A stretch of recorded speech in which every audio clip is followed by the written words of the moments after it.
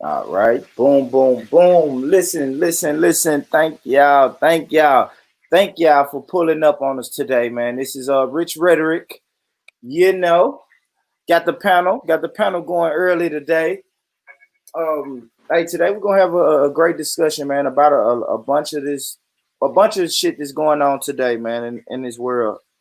Um, Let me see. It said,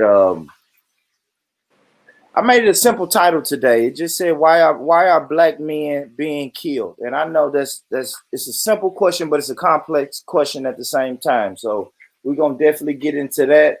Um, First and foremost, rest in peace to the brother Greg Lloyd, man. I mean, not Greg, George. George, I don't know why I keep calling him, man. I'm sorry about that.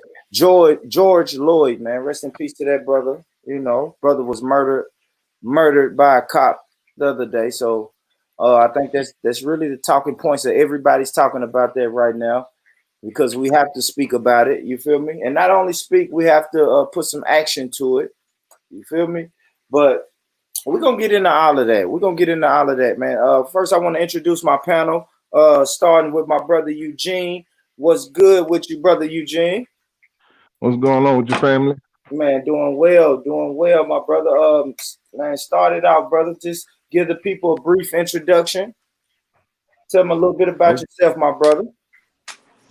Okay, I'm a co-host on the Black Family Talks, which come on WVOL, which is 1470 on the AM every Tuesday and Thursday, 6 p.m.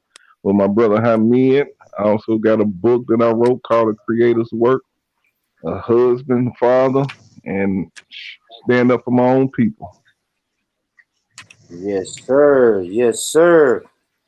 And his partner is brother Hamid. Brother Hamid, tell the people a little bit about yourself, my man. All right, how's everybody? I'm also the other co-host to the Black Family Talks, and basically the same thing. I'm a father, I'm a husband, and we just want to do what's right in our community and make sure our community thrive in the future. So that's it. Man, dope, dope. I also got my brother Mike in the building. What's up, brother Mike? Tell him a little bit about yourself, my brother.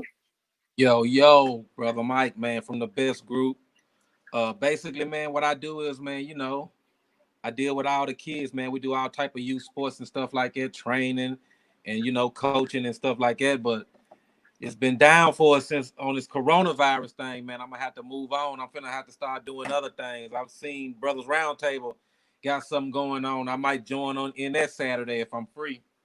Yeah, that's a fact. Hey, brother Hamid, you didn't send me the flyer, but did you put it on your page, Hamid? I did. Oh, you did? Mm-hmm. Okay, cool. I'll find it. I'll find that flyer. Then we got my brother Tony. Can you hear us? How you doing, Booby? Doing well, brother. Can everybody hear brother Tony? Yeah, what's up, Tonyo? Oh, what's up, man? Yeah, man. Got brother Tony. Brother Tony, man. I was doing the introductions, man. Tell the people a little bit about yourself, brother Tony. Oh man, I just wake up every day to help other people make money, man. That's what I like to do. Stir the pot while I'm doing My brother, y'all know my new segment. So later on in the show, I will have this segment. What did Tony say this week to piss people off? That segment is coming up because he been in his bag this week. He been in his bag. He done pissed off a lot of people, man. So tonight should be interesting, man. So hey, look, I ain't even gonna waste no time. I'm going straight to you, brother Eugene, man. So we all seen the video of our brother George Lloyd being murdered right there on camera. What was your first thoughts, bro, when you saw the video or heard the story or what? Talk to me.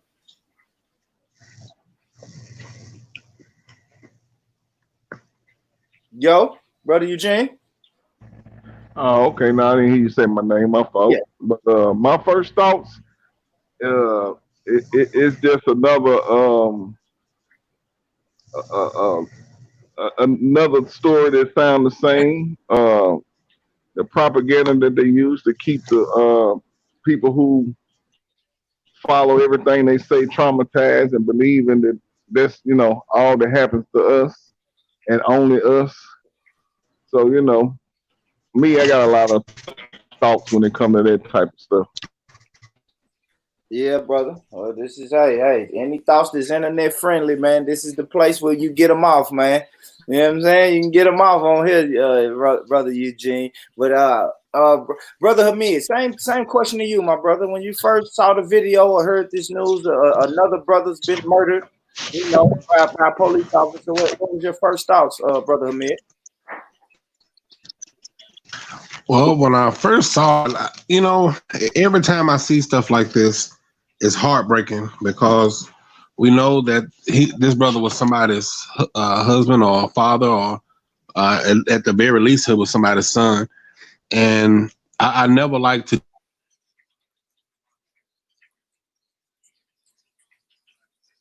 Hamid.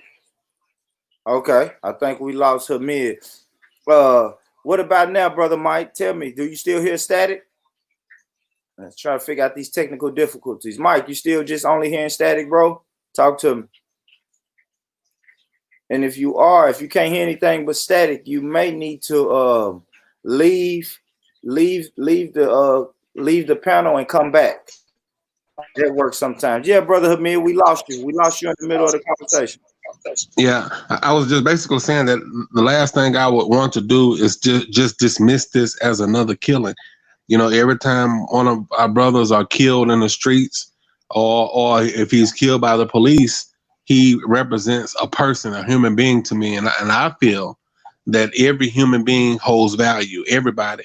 And when I looked into the face of the man that was killing him, you could see the anger in his eyes. You could see the fact that he knew that he was killing our brother.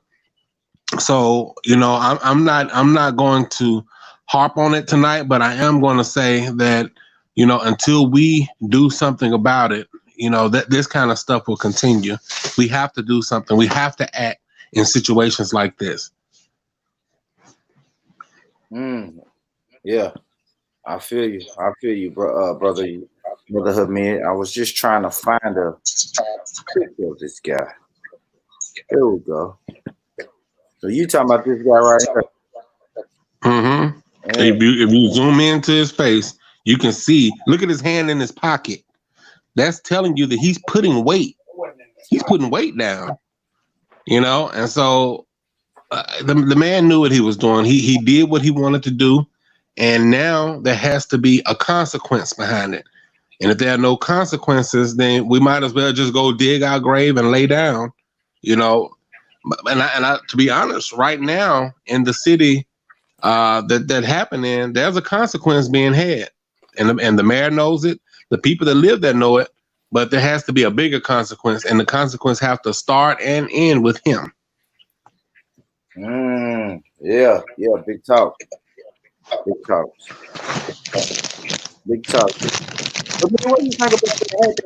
What do you think about that head?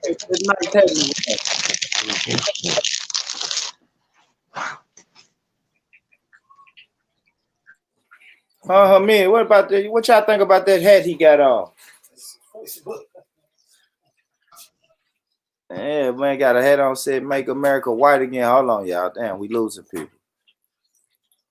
Damn, we lost everybody. Okay, let me get people back in there. We lost brother Eugene. What you say about that hat he got on? Oh hell, well, in my opinion, shit. I mean, he should wear those type of hats. I know, hell, my hat say, I didn't ask to be black. I just got lucky, and I wear it everywhere I go. And I don't give a shit how nobody feels. So I mean, I ain't mad at him.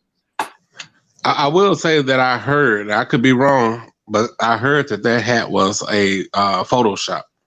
But regardless to whether it is or not, what he did wasn't Photoshop. So he represent the same ideas that hat carry.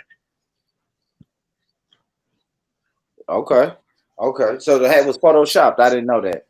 Yeah, that's what I'm hearing. He photoshopped to make the word white. Yeah, but so if you think about it, though, man, me personally, I don't have a problem with white people being racist or prejudiced because I think we should feel the same way about our own people and do whatever it takes for us to survive and maintain our place on this planet, because that's what they're doing.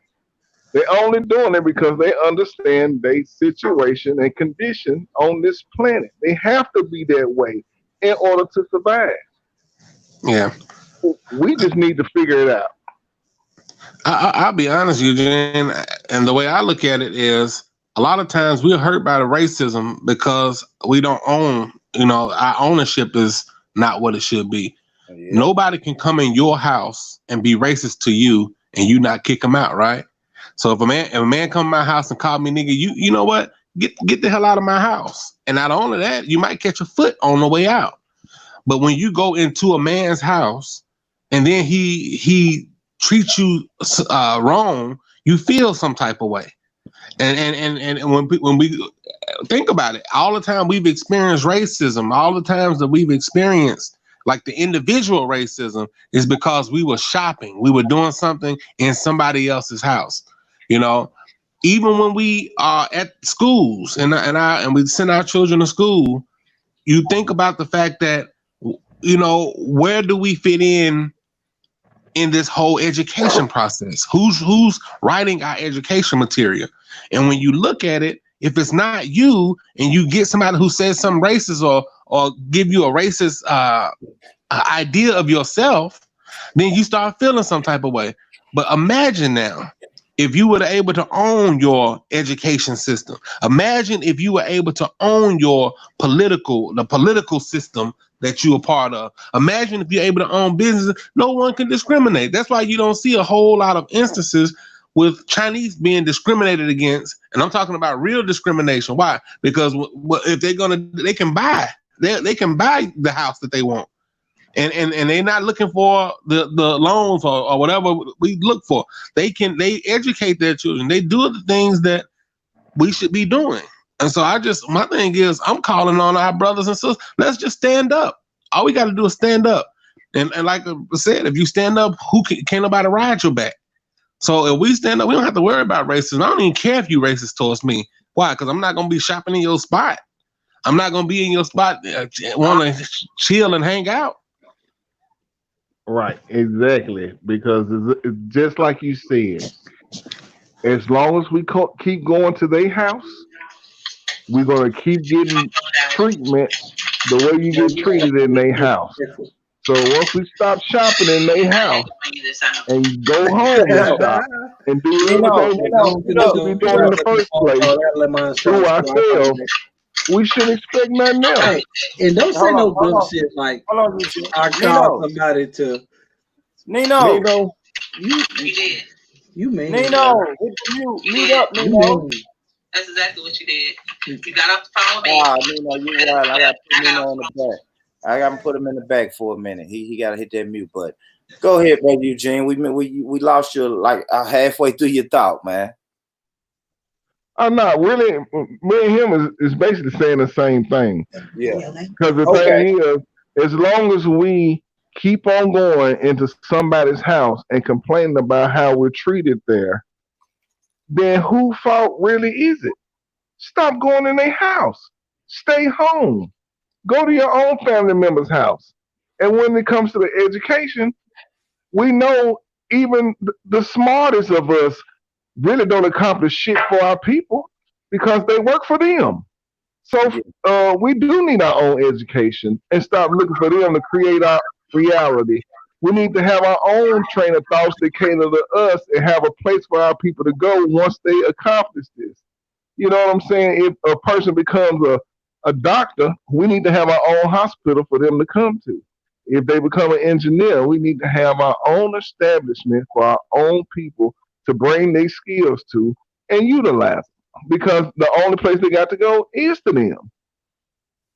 All right, now I hear that. All right, I hear that, brothers. I hear that because that's the same thing y'all said when I asked y'all on the show. You feel me? Shout out to the Black Families Talk Show every Tuesday and Thursday. You feel me? I support that show. I support that. You know what I'm saying? And I advise you to support that. So it's on Facebook. It's called The Black Family Talks.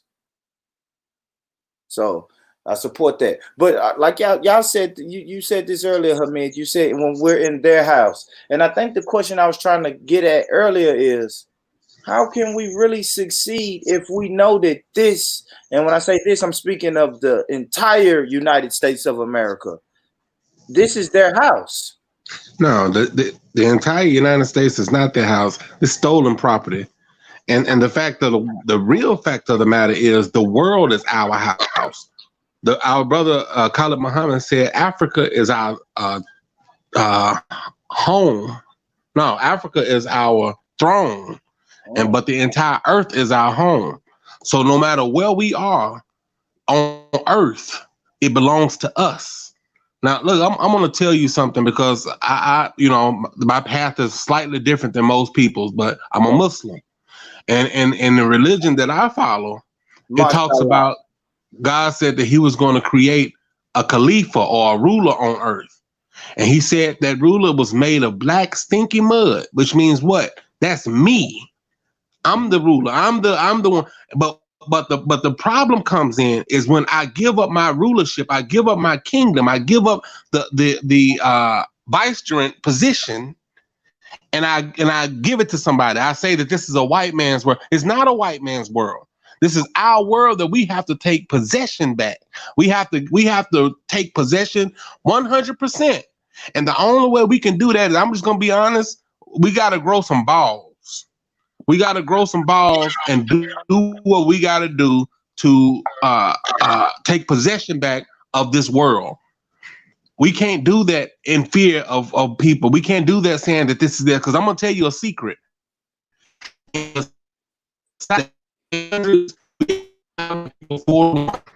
breaking up, Hamid. Hold on. We outnumbered. Hold on. You got to rewind that thought. You said, I'm going to tell you a secret, then you start breaking up, brother. Can you hear me now? I hear you now, loud and clear. In the 1800s, in the South, we outnumbered Caucasians 4-1, and 95% of all black people in this country they have older roots than 95% of all white people in this country. See, most white people can trace their lineage back to Ellis Island, right? In the late 1800s and the early 1900s, America shipped in millions upon millions of white immigrants from Europe. That's what America did. And now they want us to believe that they built something when they got here, America was already built up. Who built it up?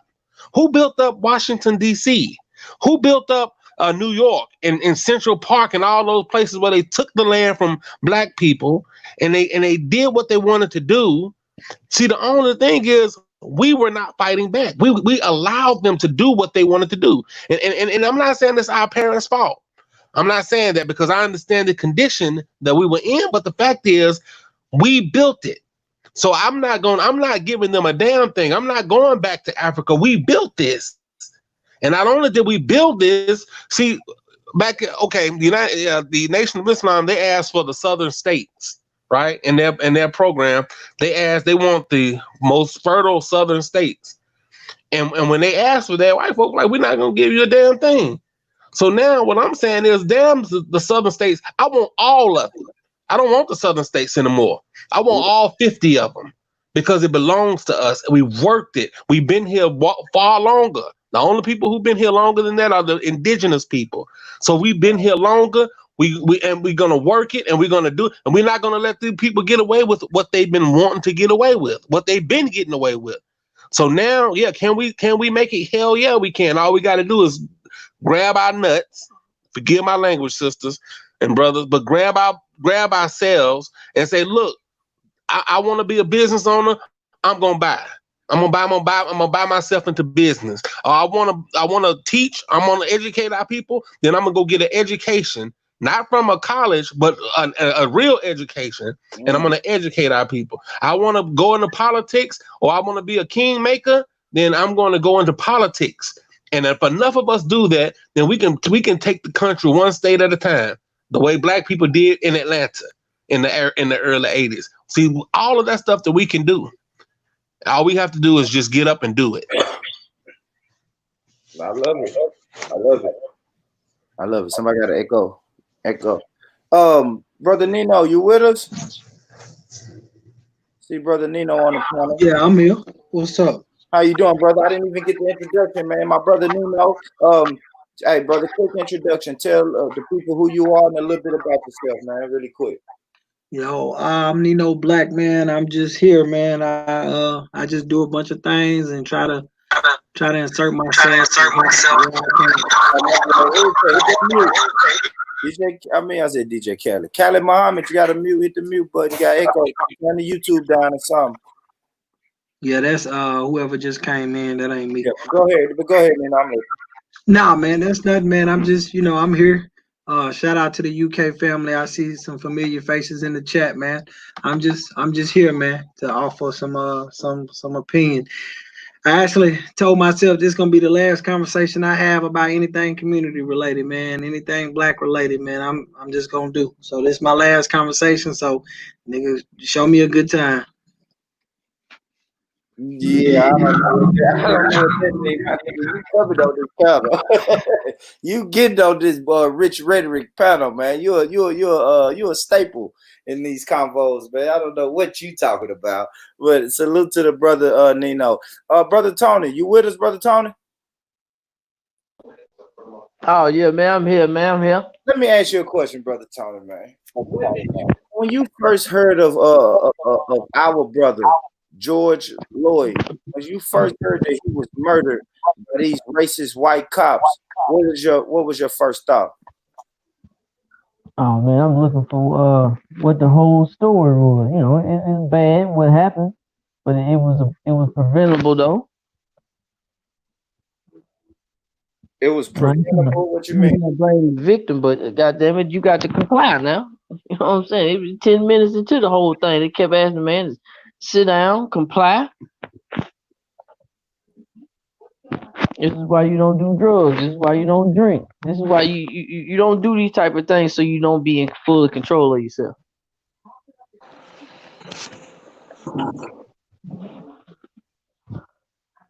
Okay. So you saying the man was drunk or he was under the influence of drugs? Man, drunk. He was drunk.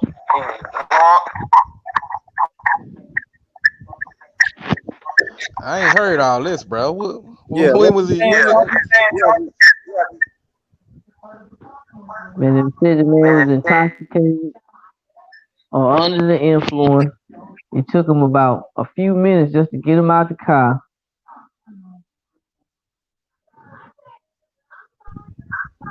Did you see the whole video, bro? Man, I seen part of the video.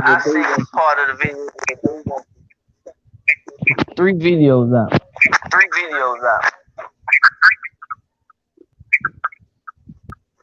I seen one where they pulled him up out of the car, and it didn't look like they had that much force. It didn't really look like he was resisting at all. He was probably talking shit, but I ain't really see him resisting at all. Now, I saw the video where the brother fell. When he walked off the sidewalk, he fell off the sidewalk, and that's when they picked him up. And he didn't fall on purpose. He just like tripped. What's up? Boy, what up, man? Hold on, Ashley. Hey, salute. Shout out to my brother Ashley P. My bad, y'all. Y'all know this damn panel only got room for 6, and it's a couple people. So listen, if I put you in the background while you on the panel, just be patient with me. I'm rotating people in. I have to. This panel only holds 6, and it's 2, 4, 6. It's 8 of us right now. So I'm gonna be rotating people in and out. So y'all just bear with me. But I want to make sure everyone gets a word. So go ahead and brother Hamid. I'm sorry about that. Brother Hamid, finish your thought, and then Ashley P, I'm coming right to you, my brother. All right, for sure. Salute. Yeah, from what I saw, like what Brother Mike was saying, when they got him out of the car, the brother didn't really give him he didn't really give him a hard time. He just got out the car, he walked him over to the side, they handcuffed him, so he was already in handcuffs. So that wasn't a resisting situation. The brother was already cuffed up as he was walking back to the police car, and he went to the sidewalk. He tripped and fell down the sidewalk, and then from there, that's when it went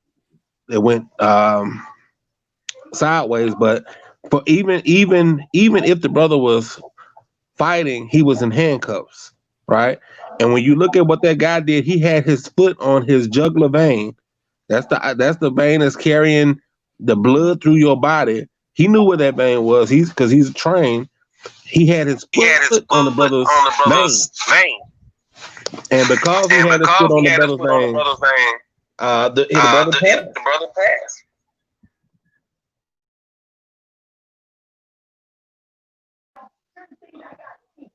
It was like you couldn't breathe.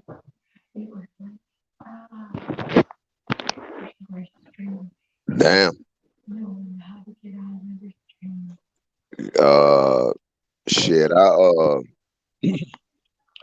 This is what concerned me. All these goddamn people with all these goddamn videos, all them people that was out there, bro. There was enough people. All everybody had to do was throw some rock or do something. It was enough people. If they would have rushed that cop at that moment, it was 4 cops. There's enough video that comes out that proves that there was more people than it was cops. Man, they watched that man die. Bottom line, the reality of it is they Negroes ain't finna do, man. Niggas ain't finna do nothing to them police, man. If it had been a black on black, they'd have done something, man. We ain't doing none to them white boys, man. But that's them niggas. You know what I mean? I couldn't have sit there and watch no man die. I couldn't have sat there and watch. I don't give a fuck what I can't watch. I can't watch no motherfucker die like that. Man, And we got so much stuff going on in our community right now, man. Niggas ain't doing nothing, man. Everybody talking about what they would have did or what they should have did. Ain't nobody doing nothing in their own community. I don't blame Nino for not wanting to partake in this shoulda, finna, goulda stories every week. Yeah, I feel you. But here's my thing. So what you just said with all of that, everything that they're doing right now that's going on in Minneapolis, why didn't they do that while the man was on the ground? He would still be alive. What city you in? I'm in Georgia. You in Georgia Park? Sheriff Buford.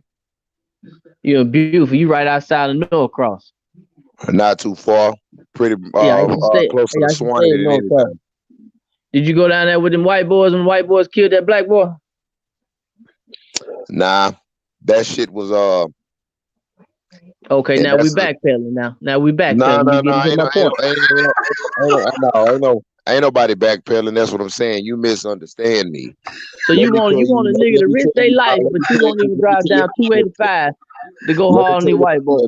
Let me tell you how I looked at it. Number one, that man got hit 3 times, point blank range, with a fucking shotgun. Okay. I don't know. I'm ex-military, bro. You ain't go down there? Hold on. I've seen people get dropped. You ain't go down there? Hold on, bro. Let me finish. You finna make an excuse. He got hit 3 times.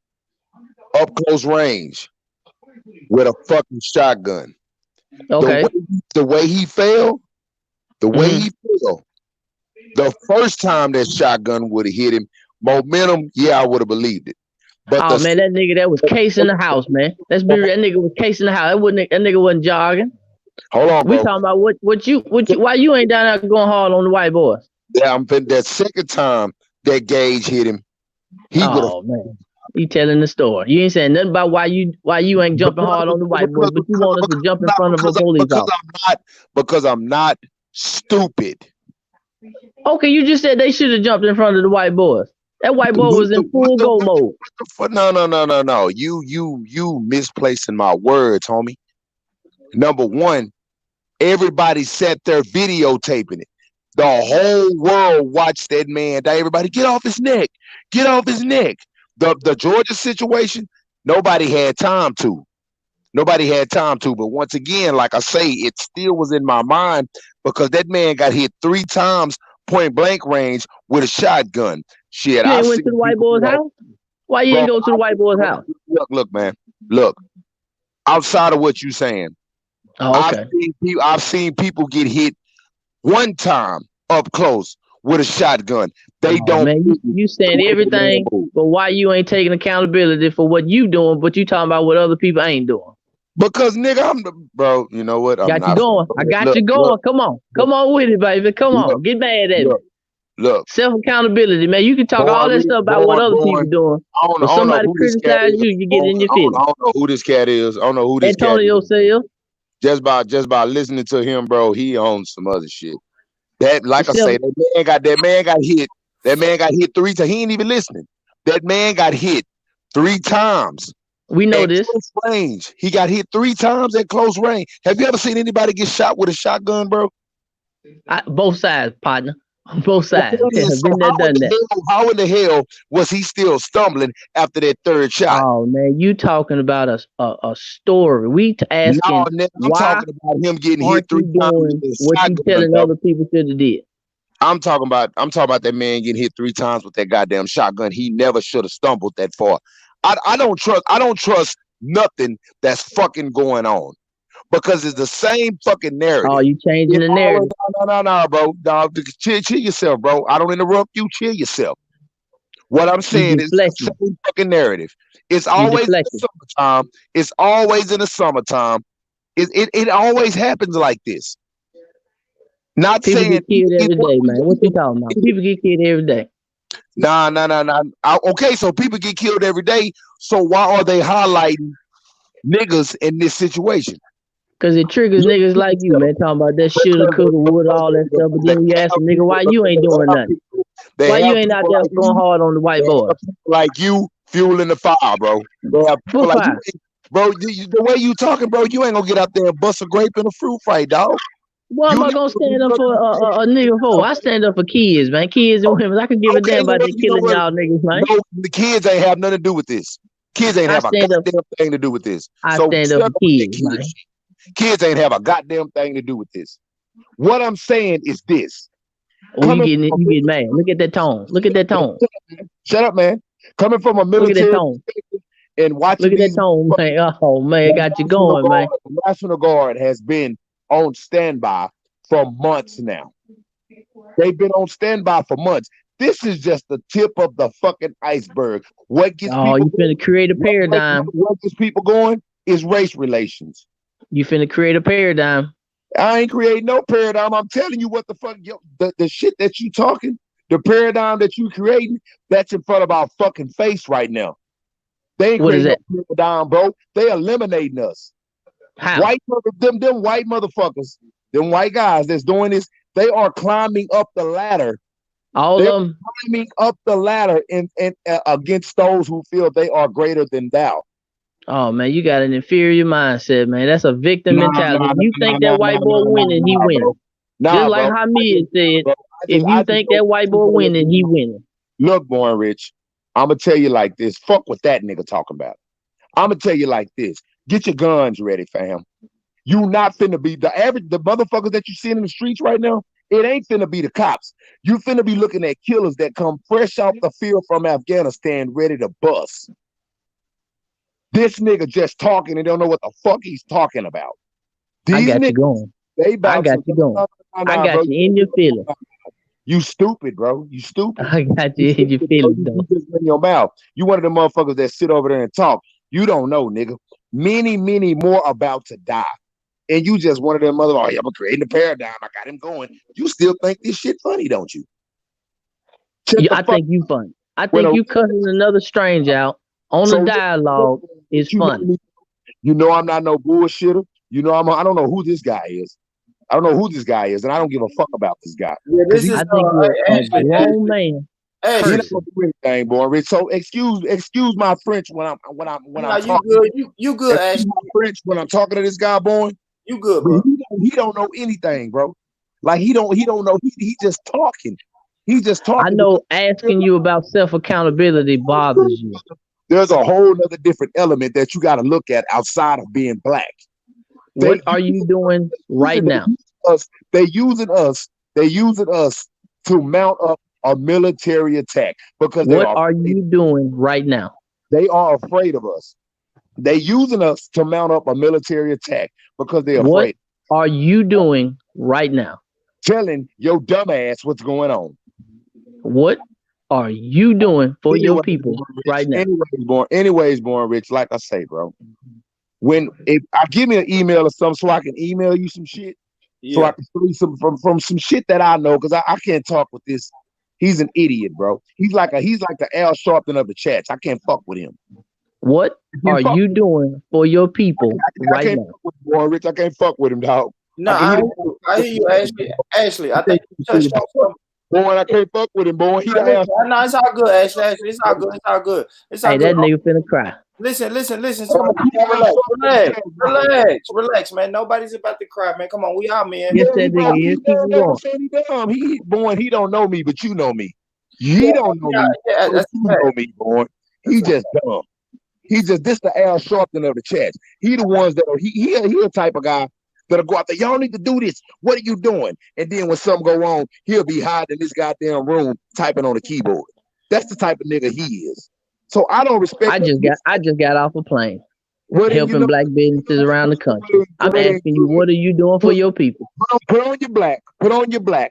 Go down there where you need to go and do what you need to do. Just don't be looting and shit. Go at the enemy if that's what you're doing. If you just got off a plane, nigga. Shut up. I got you. What are you doing for your people? You just running your mouth. You don't know who the fuck you talking to, but Born know me. You don't. But anyways, Born, once again, bro. What are you doing for your people? I'm telling you from another perspective of it. From another perspective.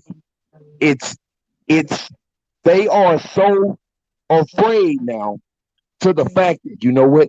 We got to call in the National Guard for these niggas. They're calling in the military to control the streets. They're shutting down the food processing plants.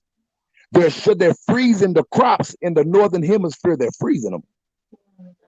They're slowly but surely they're using us. They're doing exactly what I feel like and what I've been attempting to encourage my community to do forever. They're doing exactly what we don't do as a community, as people. We don't plan ahead. They have a plan. They have a plan. They have an infrastructure. They have a template. They use that plan and they use that infrastructure. And they use that template every time something goes on. We don't have that plan. We don't have that structure. So anytime something goes on, they find ways to maneuver us. I made a post on Facebook earlier today and said, don't protest equipped with emotions. Protest equipped with a strategy. Because if you going and you're standing in front of a building and you're going to protest, if you don't have a contingency plan and you don't have no power with you, you're literally wasting time standing in front of a building. You're literally loitering. You're not doing anything. What they're doing now, cutting off the processing plants, doing all of that stuff, they're starving a community of people. They're doing things that we could prevent if we stop looking at each other. Like hearing you and him going back and forth, bro. I know in your heart and in your mind, you think he looked like he looked like a troll. He a troll ass nigga. But if you really sit back and think about it, he ain't disrespect you one time. He didn't say anything. And I want you, and your name is Ashley. I want you to think about this for just a second. This man knew exactly what to say, how to say it, and why to say it to make you feel the way you feel. This motherfucker, no degree. Nah, bro. I'm just at a point where. Let me finish. Go ahead. The statement that I'm about to make ain't even got nothing to do with you. But see, you can't even listen long enough. Just listen to what I'm saying. This man that's on his phone with you, this man ain't got no degree in psychology. This nigga ain't took no courses. He ain't flew across the country and went to he ain't got none of that. But he was able to depict and figure out who on this panel that can take the bait and walk you down that street. Do you not? Nah, that's where you're wrong at. That's where you're wrong at. That's why I'm telling you this where you're wrong at. me finish my Well, thought. you know what? Finish your thought, but like not 15 minutes. me with that I'll let nigga. you talk. Respect me, bro. I'll let you talk for 15 minutes. Bro, I'm respecting you, but you coming at me all the way wrong. Can we imagine how much research these motherfuckers have done on our mental? How many studies they've done on emotional intelligence, they know that they gonna tear that shit down in Minnesota. They know that. They playing for that. They know that. You don't think they know that? They know that. They got too many studies. They did too much research over the last 20 decades that say that when niggas get mad, we go tear something. Just like when you ask a nigga about accountability, he gonna disrespect you. We know that. So imagine if we plan with something other than emotions. Imagine if we had a plan that took emotions out of the equation and it was strategic and it was militant and it was something. Just imagine. It would be nothing that they could do to them in Minnesota that would suffice. Because we're intelligent. Yeah, and you're right about that. Now to everything that you said. I ain't mad at that nigga. But right now is not a time for him to be doing that dumbass shit. Right now is not a time for him to be doing this stupid. Look, I got him triggered, nigga. No, you don't. Right now is not the time for you to be doing that. Pump your brakes and chill out. That's why. It is not the time right now for him to be doing that shit. It ain't the time for him to be doing that, bro. Right or wrong, right or wrong. It ain't the time for him to be doing that. It is not the time for him to be doing. Question. What in the hell? What in the hell? Okay. I got a question. Hold on. What have we done? If you look at the whole Minneapolis situation, the enemy is standing across over there. How many of the enemy have died? None. But how much stuff has been stolen from stores by black people riding bicycles through the stores, stealing all kind of shit, where the white man controls the fucking media, and they're putting this out on display. Can I ask? Wait a minute. Let me hold on, Nino. I got a question. Can you tell me when is a good time for self-accountability? During a tragic, after a tragedy, harmony time. When is a good time for a man to ask a man about self-accountability? Okay, good question. Now, let me answer that. I think now self-accountability, that's kind of tricky, Eugene, but I think every time, right? You should always be able to ask another person about self-accountability, right? But you even spoke to this point earlier. Now, I don't think we need to wait till a white cop kills a black man for black people to start saying, why y'all don't do this when it's black on black crime? Do you understand what I'm saying, Eugene? Because like you don't do that shit. You said it earlier, bro. Y'all, you don't want to hold black people accountable Monday through Thursday, but then when something happens on Friday and black people are outraged, then you want to come out the woodwork on Friday and say, hey, why the fuck is black people killing black people? It's like, nah, we're not on that right now. So self-accountability, cool, but accountability for your own people, I think if you ain't been preaching that shit before this police murder, then don't come with that shit now. You look weird. The timing is good point. The timing is weird, man. There's a lot of people saying that. The only question that I have, and this is my last question, I'm just gonna sit back and listen. Like the one question that was asked, and I don't remember who, and I'm not gonna throw a name out there, but somebody said, why was they filming? Why didn't they jump in and help the police? Why the fuck they didn't jump in and beat up the police? My question is and I'm just using this dialogue that was just had. Using this dialogue, would you jump in and help risk your life to help somebody, that all you got to do is ask them, where was you at when that other nigga was getting jumped? And from that, you are a nigga that sit around, don't do nothing. You a bitch ass nigga. Who will help? What? Yeah, that's Born Rich. Rock with me on this. There was a situation where the cops killed the wrong nigga in Memphis, and everybody black was like, "You finna be held accountable," and the cops got their asses whooped. Yeah, if it would have been this way, it would have been different. It was that way. They filmed and watched this man die. Ain't no ifs, ands, or buts about it. Those motherfuckers that sitting there, bro, there was so many people out there. All they had to do was throw a rock or two. Pick up a stone and throw that motherfucker. Me personally, where I'm from a place like Memphis. If that man neck would have been getting set on in our hood, the laws would have been getting fucked up. That's I can ask you a question without you getting... Hold on, cuz let me ask something, cause man, I don't want to put you on a woulda, coulda, shoulda person, but look, man, don't say what you would have done, cause this is the situation. After the fact the man died, yeah, it's an uproar.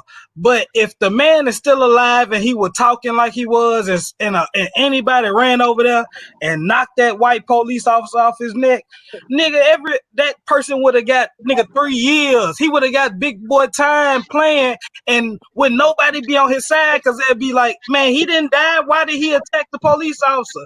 That man not all of them at one time, bro. Not all of them at one time. Not all of them at one time, bro. Not all of them at one time. Hold on, but now that he done died, now it's like, why didn't you go jump on him? But before the fact, bro, it wouldn't have been this type of... If he wouldn't have died from that scenario, it wouldn't even went viral. If he would have just passed out and woke back up, it wouldn't be a viral moment. But just because he died, that's the only reason you know about it. That's the only reason you know about it. Bro, what if that nigga was... Let me jump in here, man. What if that nigga was recording? What that nigga was recording? Grab his cell phone and hit that cop in the face. Hit that cop and get off his neck. Get off his neck. He would have lived. He would have lived. You know what though, bro? Y'all know what the problem is. Yo. Hold on. The problem is, man. Is that you, Mike? You got background, bro. You got background noise. Man, Can you hear me now? Good. Nah, but I feel shit. Yeah, it sounds horrible, Mike. We echoing.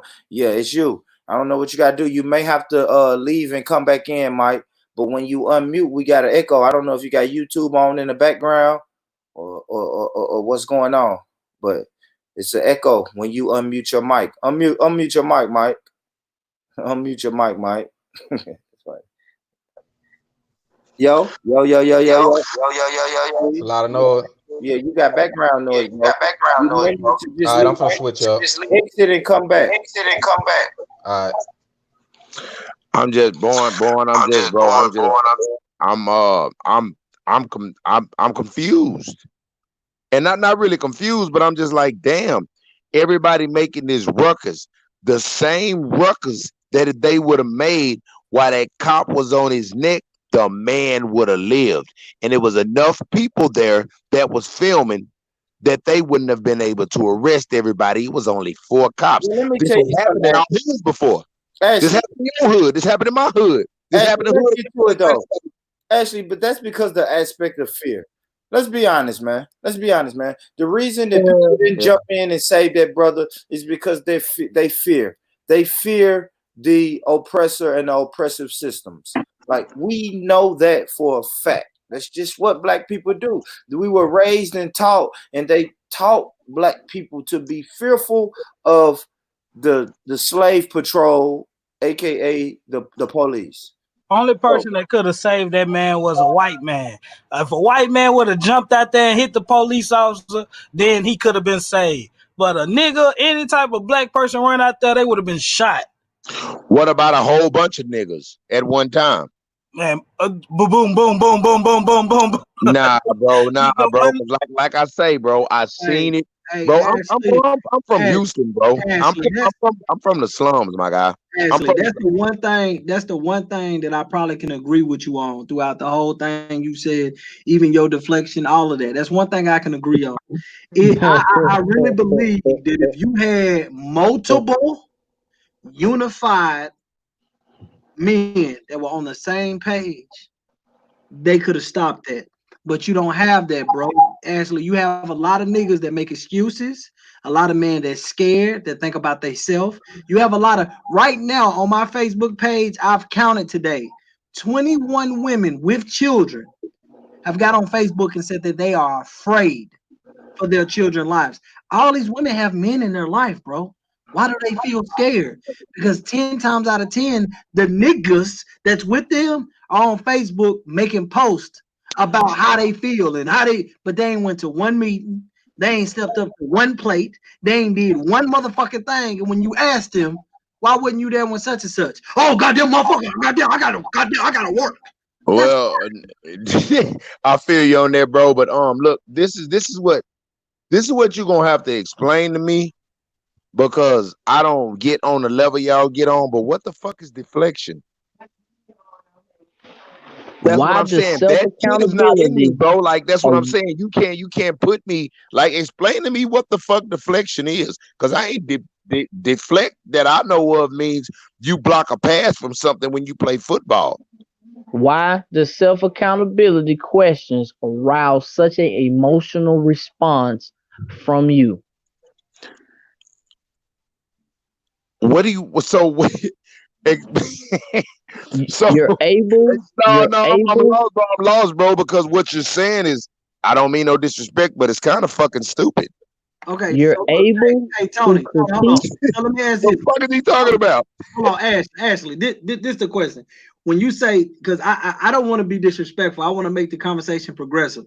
So when you say what is deflection, this is deflection. Deflection is if your girl asks you, "Hey, so why did you fuck the bitch in my house?" and your response is, "Man, look, the car needs airs in the car needs air in the tire. I gotta put air in the fucking tire." Hell no, you know what I'm saying? Why did you fuck that bitch in my house? Because I was horny. Okay, so with that being said, he asked you a question. He said, "Why didn't you go to Georgia?" You said he got shot with a shotgun. A shotgun. Oh, but okay. So okay. Now I see where you're going. That's what you call a loaded ass question. He just took some shit and just threw that shit in there. Number one, bro, nobody even seen the shit until the next day. Nobody even knew this happened. You feel me? Nobody even knew this happened to that man. So keep that deflection shit to yourself, because everybody woke up and seen that this man got hit. So what I'm telling you is, the man got hit 3 times, close range, with something that looked like a 12 gauge pump. The first one would have knocked him off his feet. So what the fuck was they shooting with? Was that rock salt? Like, bro, I'm just, it just sticks with me every time that it's always in the summertime, and it's always the same shit, and it's always that the enemy is apparently the enemy that is supposed to be whatever is right across. But here's the thing: nobody on the other side has died, but stores and TVs and everything has been burnt down. This is how they look at it. These niggers didn't do anything but just steal and rob. Hell, we knew they were going to do this. They haven't done anything. You're able to critique others, but when people critique you, you deflect and you go into a rant. Oh, man. You know what, Nino? Stick your head up your ass and shut up.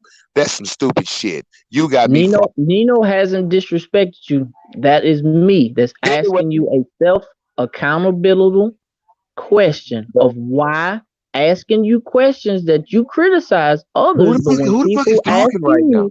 It emotionalizes you. Bro, what you're telling me right now and what you're trying to do is not working.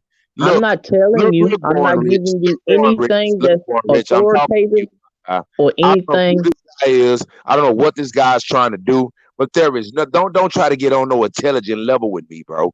It's State your it's lane. bothering you that I'm Yes, talking no, civil and I'm because I asking understand you what you're saying. self You're trying accountable questions. to make me something. You're trying to make me something, and you can't make me nothing. Like, shut up, is what I'm It's, saying. Because that shit you're that you're saying right now you're is having a internal Okay. battle listen to right now. this shit. Listen to this dumb shit. Go Hold on, ahead. hold on, Tony, Ashley, Tony, Ashley, yeah. Hold on, look, come on, because I got brother Ron, righteous Ron,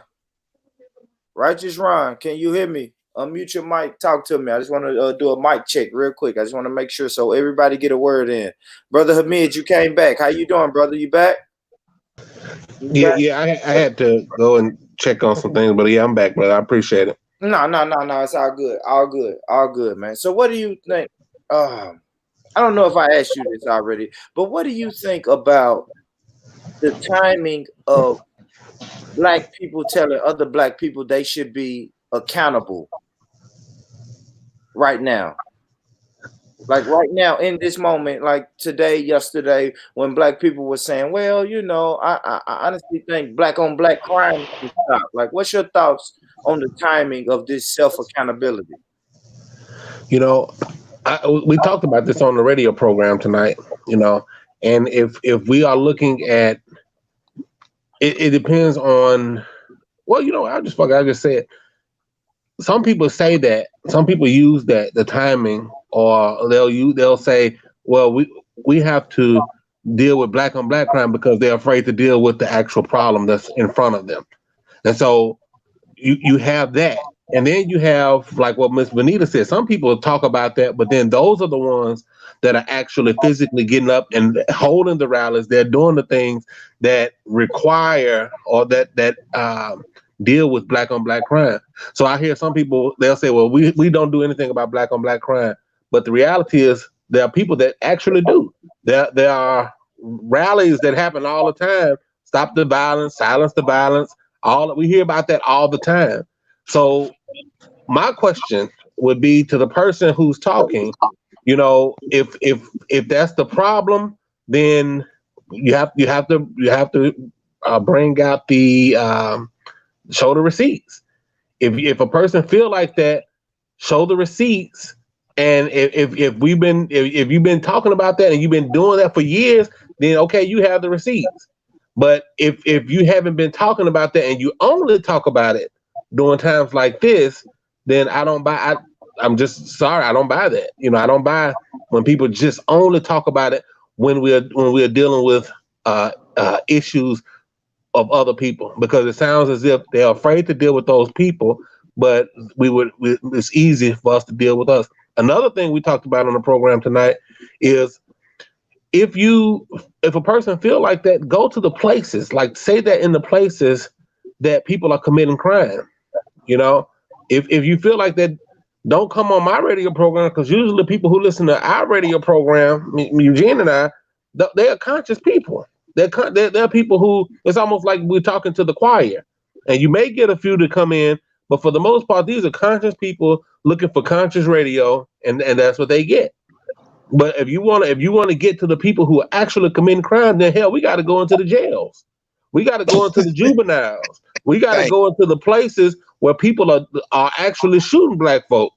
And so that's a part of what this rally is about. This rally is only a one-off thing, because after that, we need to be going into other places and talking to people that's actually committing the crime. Let's go talk to our brothers and sisters at the dope house. Go knock on the door. And I'm, look, a lot of people know me because we have actually done that. We've actually been in the streets. I know a lot of dope boys. I know a lot of people, and I know them. I'm not saying that I am that, but I know them, and we've had those conversations and we've talked with one another. So I can go to some of those places, And the thing is, if we feel that way, then I feel like we have to go talk to the people that's doing those things. And again, I go into jails from time to time. I go into the prison system from time to time. I talk to our brothers that's already in prison. I talk to the brothers that we ain't seen in a long time. Yeah, they're in prison.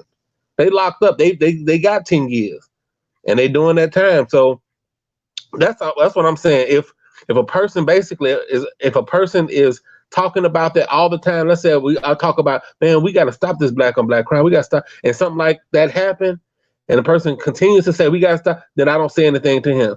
But if you never talk about black on black crime until somebody white or some police officer kill us, then you're just a coward and you're afraid to deal with the situation.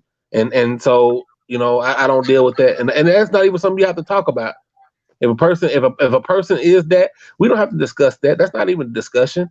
Then I just know that you're that, and we just keep on going. But those people who want to do something about it, those people who really feel like we can do something about it, we should be doing something about this on a daily basis, talking about it or going into those neighborhoods to do that.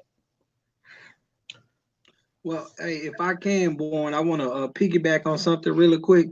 Somebody in the comment section said black on black crime is a manifestation of integration. I feel like I think we like lose the fact that white people kill white people more than black people kill black people. And the reason why I know that's a fact, and the reason why everybody that's listening should know that's a fact, is that white people alone make up 76.5% of the world. Black people, African Americans, only 13.4. It is fucking scientifically impossible that black people kill more black people than white people. There's more of them. So they obviously are going to have more crime, and they're going to have more crime amongst each other. The problem is our circumference, we surround ourselves by black people. So we hear black news. For instance, if I'm a chess player and I hang around chess players and we go on chess tournaments around the world in chess community, I'm going to hear about chess more than I'm going to hear about bowling. So we got to stop saying black on black crime. That's dumb. It's not black on black crime. It's motherfucking crime. It's just in your circumference, only thing that live around you is black people. So we got to stop perpetuating that fucking stereotype. This shit is stupid. Doesn't make sense. There's more white people in the world by fucking double and triples, right? With that being said, more white people get food stamps, more white people are homeless, they have to be. There's more of them, right? So we got to stop saying that. It doesn't make sense. Thank you.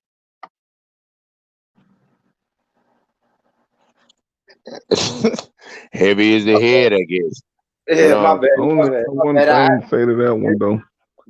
Now, there's not more white people in the world. What you was meaning was more white people in America. Because when it comes to the whole world, we outnumber anybody because we are the original people. And they are at a deficit birth rate. So they don't outnumber us in people. But in America, they outnumber us. Yeah. So look, here all right. Here's a legitimate question. Because here's a legitimate question, and I've said it, and I'm going to say it again now that we've got this little silence here. If you go into a program to do something and you're going to make your point, your enemy is right in front of you. But in this instance of war, your enemy has not died. The only thing that has died is the stores that you shop from because you went in there and took shit from it and your black face is running across the fucking screen. What are we doing? Nobody's died. You understand me? Nobody that is supposed to be held accountable has died. Nope, that I know of. Not saying that there's not anything that's going on under the screens, but what I'm saying is all you seeing across the news is the same thing you've seen with the Black Lives Matter movement and the this and the that and the that and the that. But no. Would you like to go to Minneapolis? Me and Boopy are flying out on the 12th. Would you like to join us? Well, you know what? When you take your ass down there, make sure you're not stealing. We're not driving. We're flying. Would you like to accompany us and show us your model program? Man, I don't want to hear that bullshit from you. You can't shake me, bro. Like I said, when you go down there, make sure you don't go down there stealing. If you're gonna bust something, you're gonna bust something. But We don't would go. like for you to accompany us and Don't show go. us But your look, model program. well, you know what? I'm gonna use your words. I'm gonna deflect from your stupidity. How My about that? name is not Nino, and I haven't made the point of saying that you were deflecting. My point Oh was well, self my bad. Then. My accountability. bad. Then I thought you was that Nick, that bro. And I'm No, sorry. he I'm sorry. I'm hasn't sorry about that. disrespected you I'm throughout sorry. this whole conversation, and I applaud him. We're trying to keep it civil and not raise the tone of the conversation. We're just trying to figure out why you are adamant of others not doing things, but when people are asking you, you don't answer the question of why you aren't doing things that you are critiquing others. Because ain't nobody from the other side started dying yet. Would you like Ain't to no, go bro. to I'm not. Minneapolis? Look. But bottom line is, I'm not with the riffraff. I'm not with this talking. I'm not with any of that. I'm just giving my views and opinion. But once them goddamn bullets start flying and people start dying, I don't know what y'all know about dying, but that is not something that you want to constantly look at. Once it gets to that point, I once don't people, know. I work at a cemetery, bro. well, okay, well, no disrespect to you, but once people No, start, I didn't take it like it. I'm only saying that, you know, what's really trying to come across, and I'm gonna see if I can get it to you. All the conversation is swaying to is we want to talk about the things that we doing ourselves when it comes to shit going on against us. For example, I can if he asks me what am I doing, I'm gonna tell him I speak out against it publicly over the radio, over the internet. I go and I perform my duty at anything that we see fit for our people to join in oh, and make something happen because I done been on a lot of different occasions where we doing things. So really, it's just him trying to get to the point where you seeing him asking you is opposed to let's saying well ain't nobody dying on the other side. He's asking, so when are you going to kill somebody? You see what I'm saying? And if you're not going to kill somebody, don't wait and expect for somebody else to do something that we're not willing to do. First but off, if bro, you're willing to stand up in a different way, then we should discuss that. We on the net, fam. Yeah, we know that. We know that. We know we have to keep it. Hey, listen, we know we want to keep this internet friendly. And you know what I'm saying? Like nobody's gonna kill anybody. You know exactly. Well, I mean, everybody understand I'm using examples and trying to make it where he understand where they're coming from. Because nobody's trying to be disrespectful. The guy that was talking has a way of getting under people's skin when he talks about what he see fit that needs to be going on. He just do it in a different way. But what's getting under my skin what is are y'all we keep gonna saying do? that shit. This nigga's not get. That's what's getting under my skin is that shit. Quit vouching for this nigga getting under my fucking skin because he's not. That's what's pissing me off. Is this shit about he getting under his? No, he's not. He's not. He's nothing, bro. Want me to give you an example why I say that?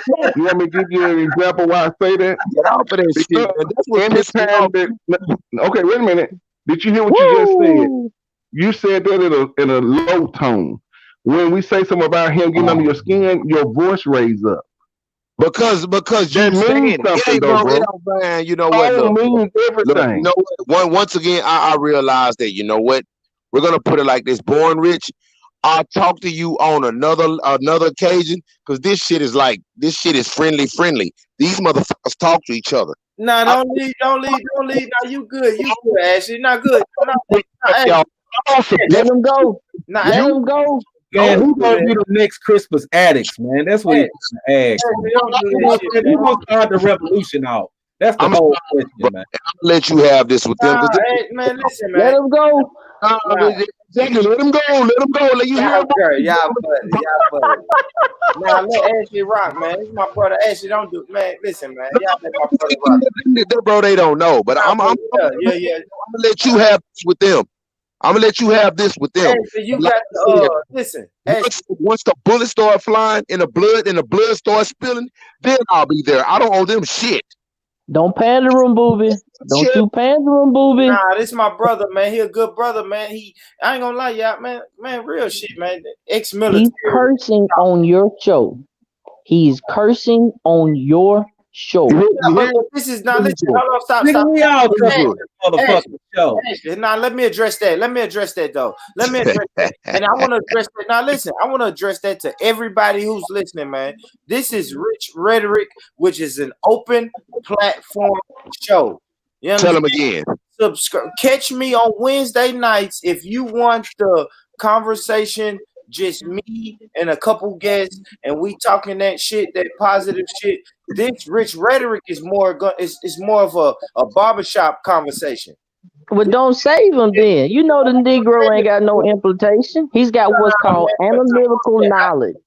No, what you have, hold on, Born Rich, since he's running his mouth, what you have, bro, I'm not gonna lie to you. I fully feel you're a pussy.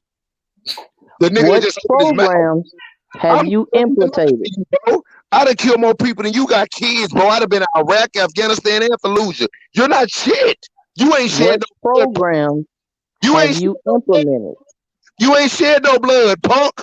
You can't tell me shit because you ain't gonna kill nothing and you ain't gonna watch nothing die, dog. My questions are invoking an emotional response from you. Now, Boris, please let me get it. You're just a conscious talker. You're just a conscious talker. The other guy that worked in the I respect your. I'm not raising my tone. But this nigga that's talking right now, bro. This I'm merely asking you what programs are you implementing?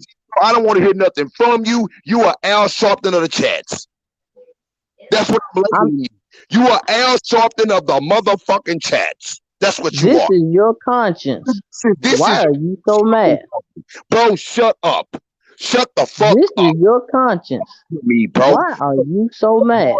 Born Rich. What he would do is he would be in the office telling me, he would be in the office giving me trajectories. I can't fuck. Creating another paradigm. He's a how would I put it?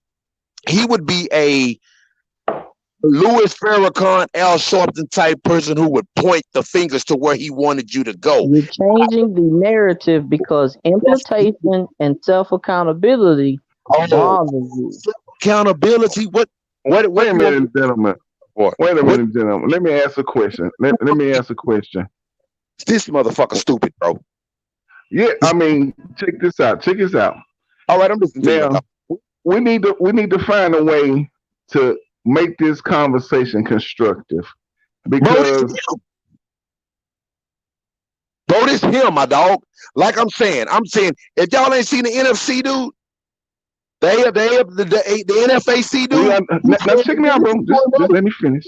Who's doing what and whose personalities clashing? The NFAC, dude, bro. Listen to what the fuck he's saying. Like, bro, I've been listening to the whole conversation, and I understand that there's always going to be black men whose personality clash. Because, one is a talker, one is a listener.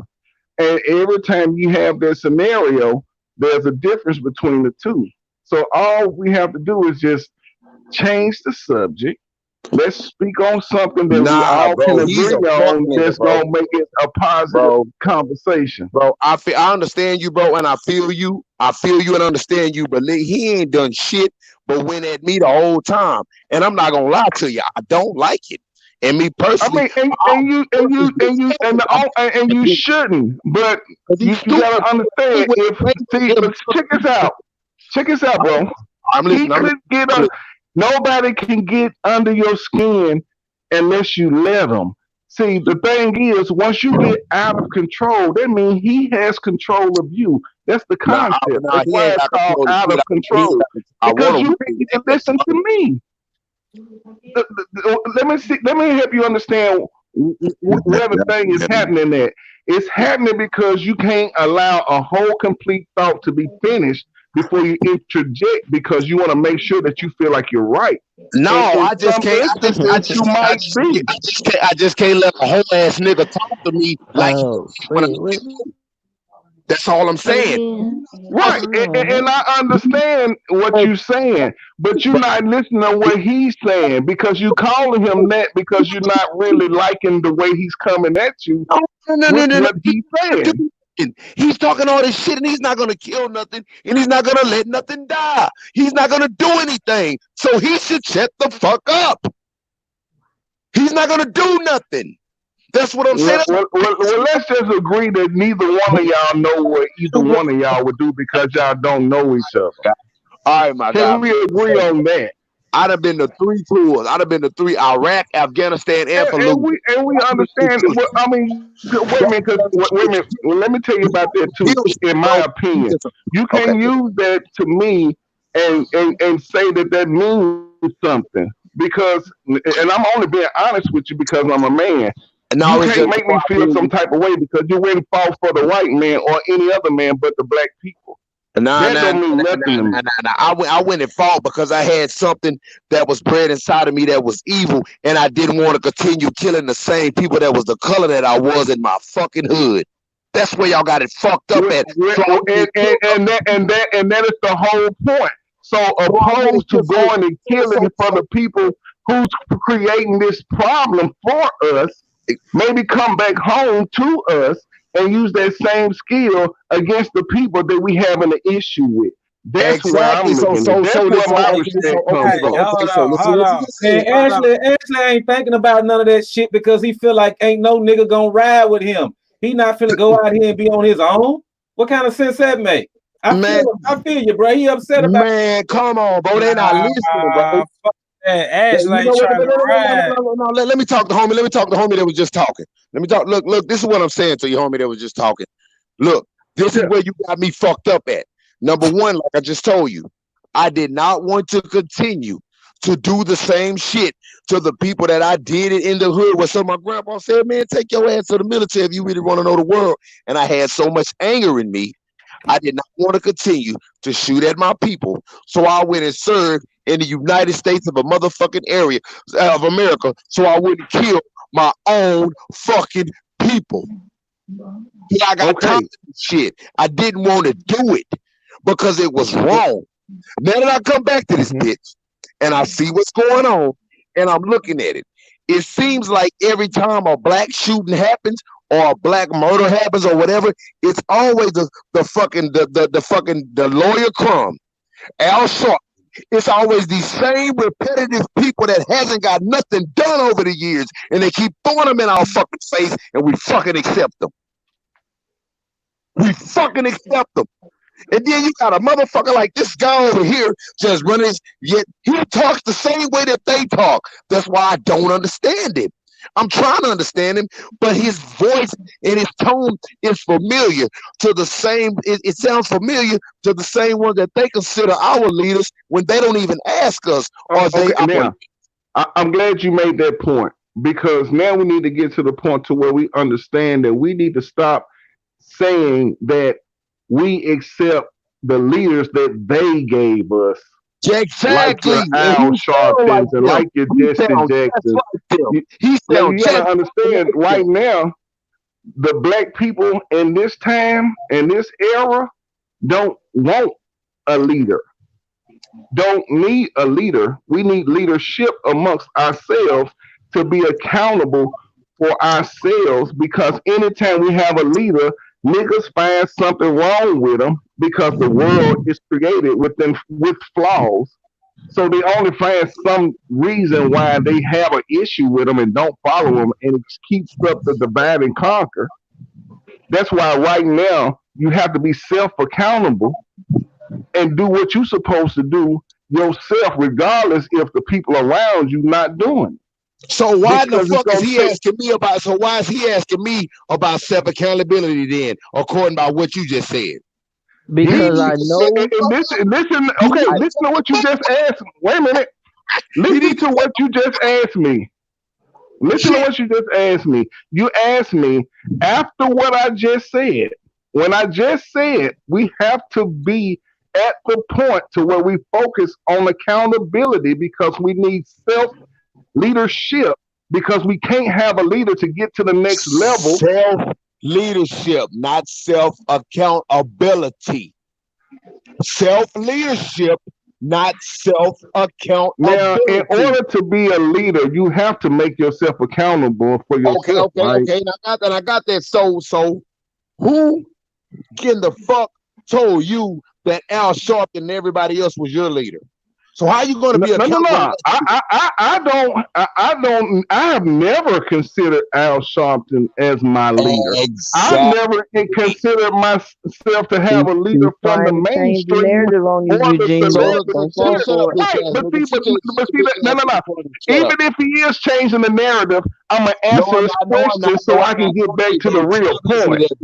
Stop listening to that bitch nigga and listen to me. Hey, so but still, here's what I'm saying. We're gonna keep this conversation going. We're not gonna get deterred. Yeah, bro, I'm rocking with you. I'm not disrespecting. I'm rocking with you. But this is that other nigga. When grown folks, but you gotta understand, he's the devil advocate. We know him. We know what he's doing. You just getting to meet him.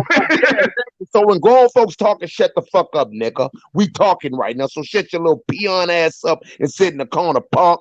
Number two, you're holding on to the past. Like I say, bro. Look, and avoiding your present. Say, bro, I'm not changing the narrative. I'm not changing the narrative at all. But what I'm saying is, every time something happens within the black community or whatever, they always give us somebody that literally does not give a fuck about us. And we need to reject them motherfuckers. Why we don't need accepting the same medicine when it ain't never worked for you? So how the hell to change the prescription? Okay, bro. So how the hell do they expect us to be accountable? Who? Wait a minute. Wait a minute, goddamn it. Hold on. I'm liking this. I'm digging we this. gotta make sure we know who you're talking about. We concerned with, because we over here we're not concerned with how other people feel about us. I could give a fuck less about how some other race of people feel about me. I don't wake up in the morning to make them happy in life. I wake up in the morning to make sure my family is straight. I'm not talking about the other race, my guy. I'm talking about us. I'm talking about us. Okay, right okay. Here, right I'm now. with you. I'm listening. I'm talking about us right now. So when you have you talked to people that don't know what we know and don't talk how we talk? And when you ask them, blah, blah, blah, what do you think about this? And what's the first thing they say? Well, Al Sharpton. Or well, blah, blah, blah, blah. Yeah. I mean, I deal with that a lot. Yeah, I know what you're saying. So how the fuck are they gonna say? How the fuck are they gonna say that to me? I don't fuck with him, but the whole world, the media, which is controlled by, we don't have to say, puts this man as our fucking leader. So when we talk to other people, it seems as we are dummies when goddamn we know what the fuck going on, but because the news and the media portrays that this is our leader, y'all automatically think that we think that.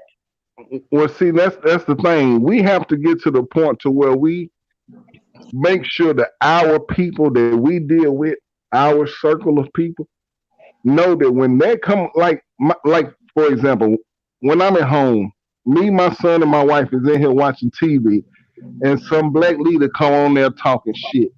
They immediately know that we are not trying to hear nothing you got to fucking say, because of what we talk about as a family and what we discuss, because they understand the mainstream is not going to promote no fucking leader that's really going to be worth having when it comes to us.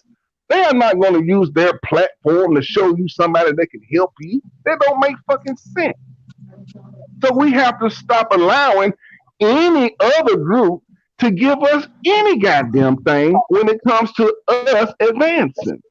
Yeah, and we have to be the ones to tell them that.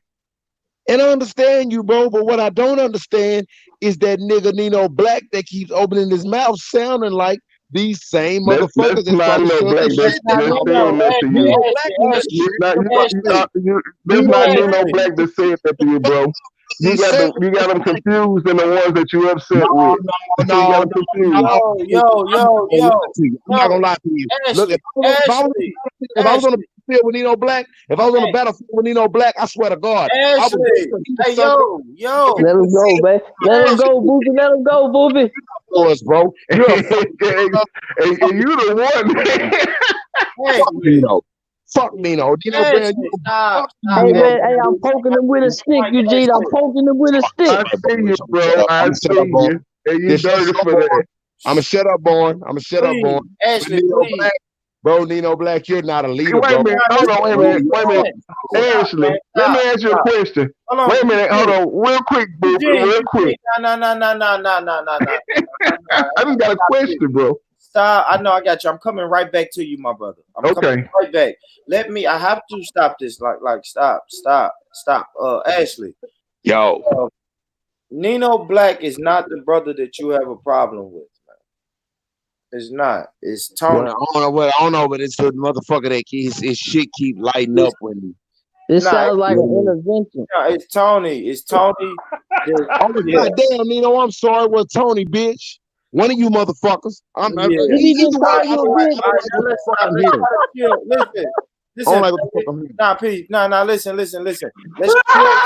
Let's chill with the name calling. Like we can speak. Let's speak and let's talk. But let's chill with the name calling, man. The name calling. told me we pulled the curse. What happened? What happened? Man, hey, born rich. I don't know where these bro, and I don't mean no disrespect, but I don't know where they're from. I don't know what the fuck they got going on, but I know me personally, I got bodies. And I'm not talking about in the street like killing my niggas' bodies, but I have to pray at night a whole fucking bunch. They don't have you to have do a shit. past. You have no present. You have a past. No past. No present. You have no future. You have no shut the fuck up because you have no say so with me, pussy. I'm saying things that other people are telling you, and it's bothering you, bro. There's nothing you can say to me, and if I was close to you, right? Can I ask my question now? You can say to me, bro. Nothing. Yeah. All right, Ashley. Tony. Let's get it. Eugene, go ahead. Ask your question, my brother. Y'all ready? Because this is a question for Ashley. Yo, come on with it, bro. All right, now on this panel, we focus on building our people up and doing whatever it takes to advance our people to the next level. We agree on that, right? I think we all have. Yeah. No, I want to make sure he agree because I'm about to make a point. Yeah, I say this is a good example. I say check it out. Yeah, okay. Eugene, I'm fucking with you, Eugene. Come on, I'm fucking with you. Okay, let's check this out, brother.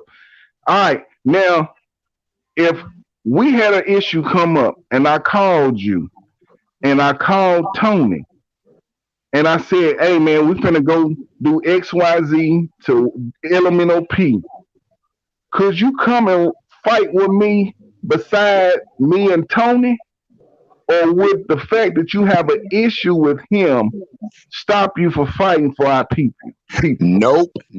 I'm gonna say, you know what, I'm gonna go, but in my mindset, I'm gonna know Tony's gonna run. So while I'm bucking people, if I see Tony escaping, I'm gonna pop him in his ass for treason. Anything else you want to fucking know? Tony gonna flake. Okay. Tony gonna flake, my guy. I'm telling you, Tony gonna flake is in his voice. Tony sound like I'm sharper than Tony gonna flake. I come to Atlanta like once a week, man. I'm gonna give you the biggest motherfucking hug when I see you, man. I'm gonna give you the biggest hug. Wait a minute. Wait a minute. Check this out. Let me make my point, brother. Let me make my point. Tony, if you don't walk up to me, Tony. I'm not Tony. Tony don't walk. I am gonna hug you to death. Tony. Born Rich, you hear me saying this on live just in case. Man, y'all stop.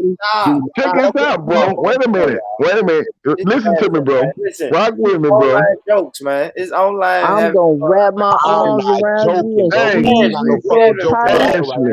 Tony better stop playing with me. But actually, we're not taking it that serious, man. All right then, boy. Let's up and smoke a cigarette and go chill. I'm listening. I'm listening. I'm listening to the homie. I'm listening to Eugene. Check this out, bro.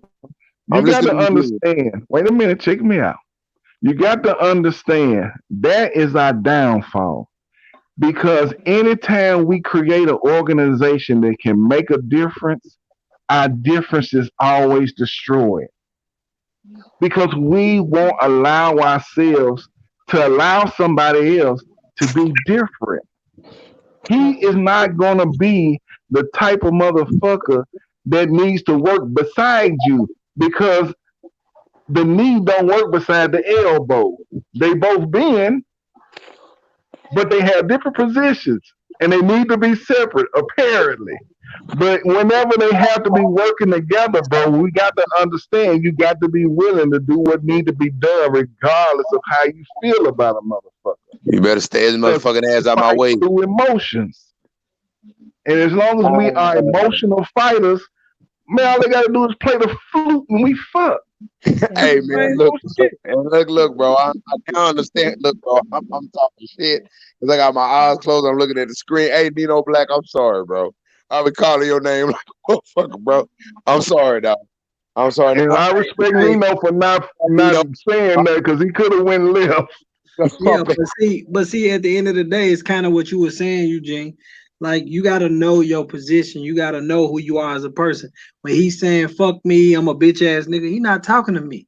I ain't do nothing to him. And even if I did do something to him, he not talking to me. But Eugene, you made a valid point, bro. Like, we got to have, like, I don't know if you've been seeing it, Rich, but they've been posting a video of a white man starting the fire at the AutoZone in Minnesota. The white man that did it, they got pictures of him, and they assume, and they're saying that he's a guy on the police, right? He's a guy on the police department, right? If that is the case, we would never know. But guess what?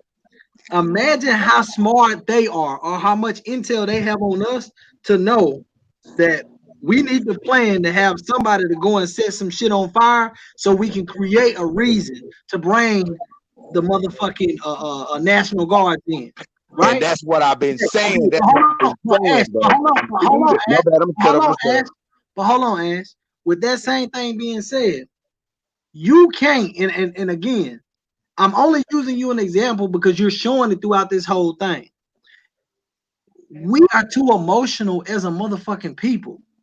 We are too emotional as a people. All it takes is for a motherfucker to ask us an accountability question. He a bitch, his mama a bitch, his daddy a bitch. And it's like, bro, if you don't want to answer the question, just say, nigga, fuck you, nigga, I don't want to answer the question. Nigga, who we gonna go help next? Every day I stand next to niggas that I don't like, but they getting shit done. I'm standing there with them. I'm helping them get it done. We got to learn to put that shit to the side, like Eugene said, and we have to stand in that mud and help each other out. It's niggas in the comment section that's saying, hey, Ashley a shooter. He a real shooter. He gonna do, because you talking more than everybody else. That's it.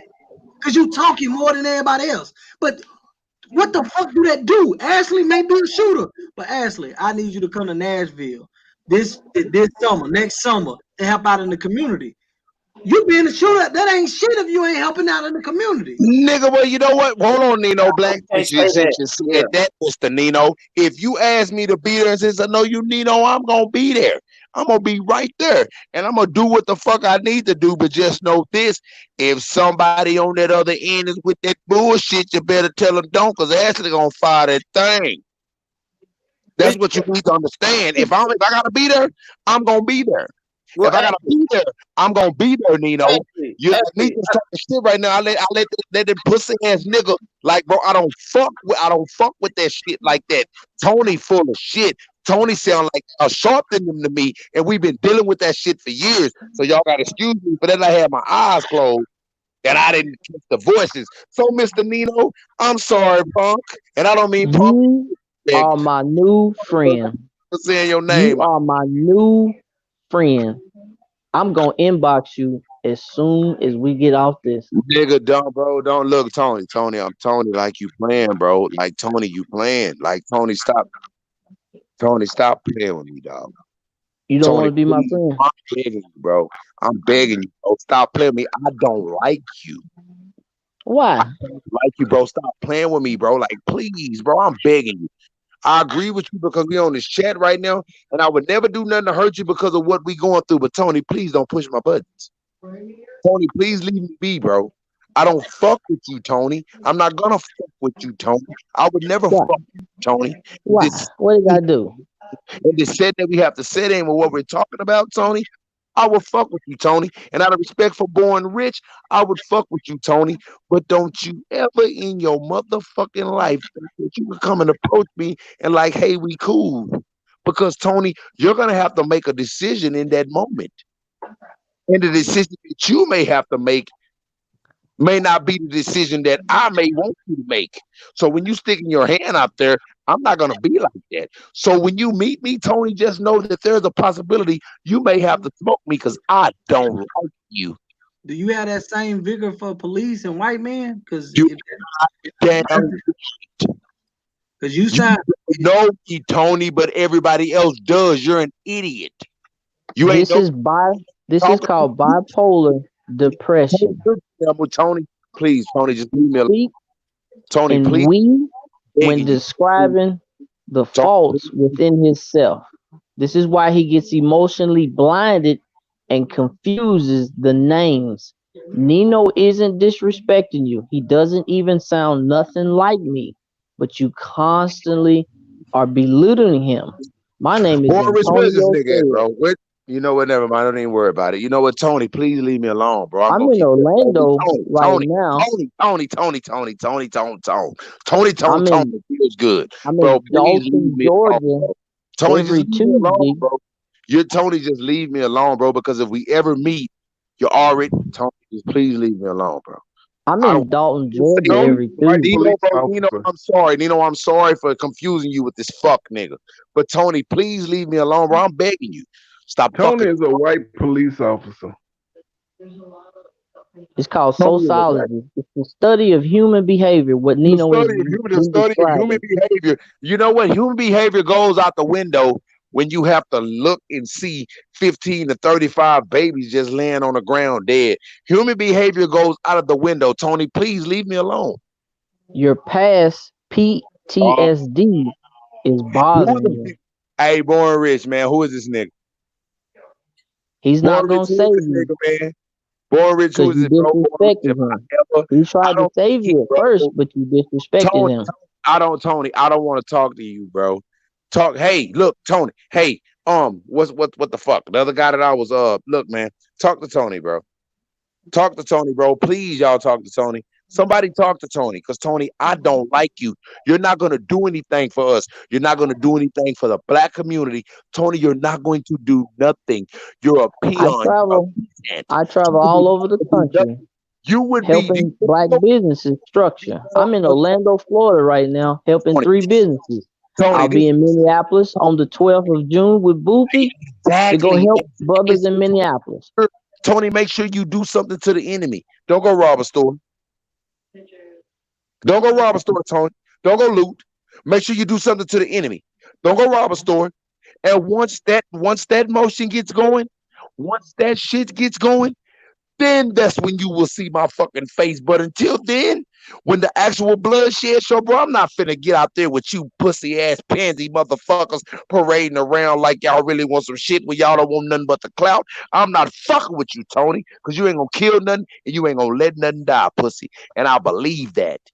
So fuck you. You are in an emotional, erratic state right now. Nigga that is tired of niggas like you. Dialogue has turned into an intervention. Look, Tony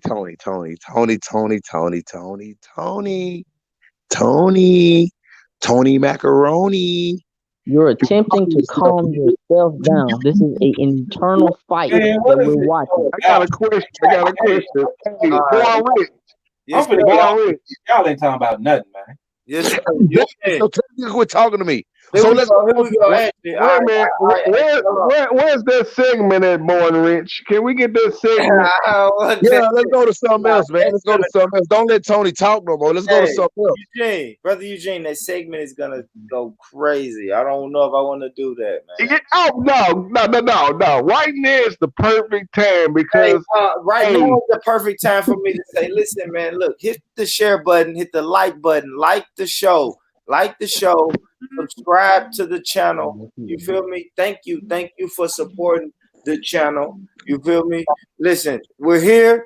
You know what I'm saying? And this is it's a diverse panel with different people from different walks of life, man. So listen, the dialogue is going to be the dialogue. You feel me? And you have to let people get it out and get it out. So listen, on that note, man, I guess I want to know about protests, right? So we know, like, after these types of things happen, then we tend to have protests and rallies and stuff like that. I want to know, like, what is everybody's take on a rally? Like, man, I think they should be looting and burning up shit. And if that cop done that shit, man, more power to him. Right. I'm not with that shit, bro. I'm not with that shit, bro. Hold on.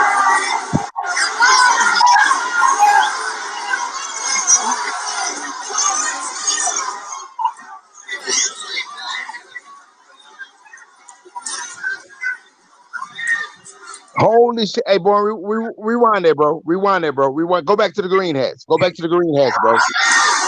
Go back to the green hats, bro. Do anybody know what the fuck that means? Do anyone know?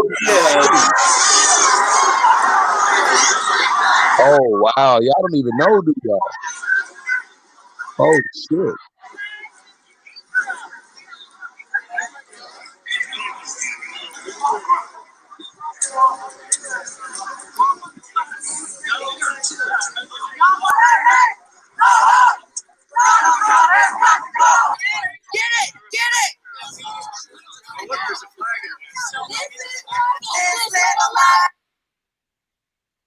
That was a Trump rally. My bad, y'all. I showed the wrong damn rally. Oh, but I'm looking at them green hats, bro. Like, yeah, that is something else. That's why I was like, y'all don't even know what them green hats mean. Oh, wow. Do y'all even know the symbolism that they put? Do y'all even know the symbolism that they put forth to let other people know to come forth? Do anybody know this? They're fucking black Americans. Break down what you can. Break down white skin. That's the symbol. I don't need no fucking hat. I look at his fucking skin. That's a good point right there. So check this out. Out of all these fucking rioting and shit that's going on, look at the amount of black people that's stealing, and look at the amount of white people that's holding the flags, protesting peacefully. Man, they need to be stealing. They ain't gonna be killing nothing need to be taken from. Wait a minute. Come on, bro. Let's just stop right here, because let's stop giving credit to how many pictures were taken for us to see to give a count on who did what and who didn't do what. Nah, bro. Anytime you allow somebody else to make the narrative, you allowing them to tell you who won the war or how the war went. Because see, you gotta understand, it's just like when a hunter writes the story about when he hunted the lions, he only gonna tell you about when he killed the lions. But you can't tell me there wasn't times when them lions didn't maul them motherfuckers. Oh, yeah, sure.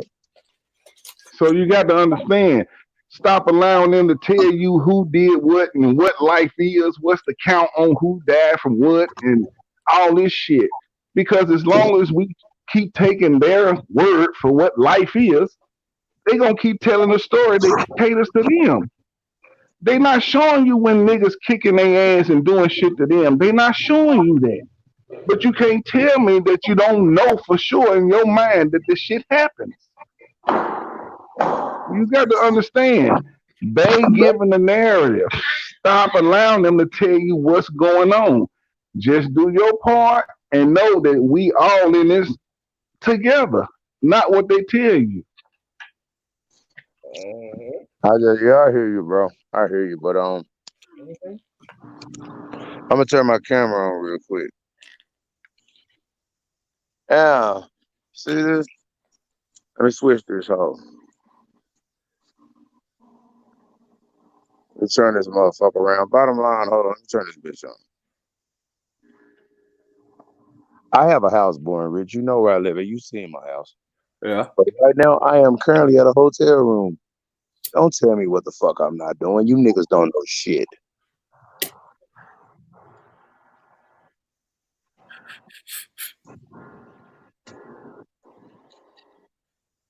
Actually, bro, why you at a hotel room, brother?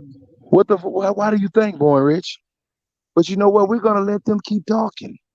You see my house. I got a beautiful house, Born Rich. But we're gonna let them that think they know.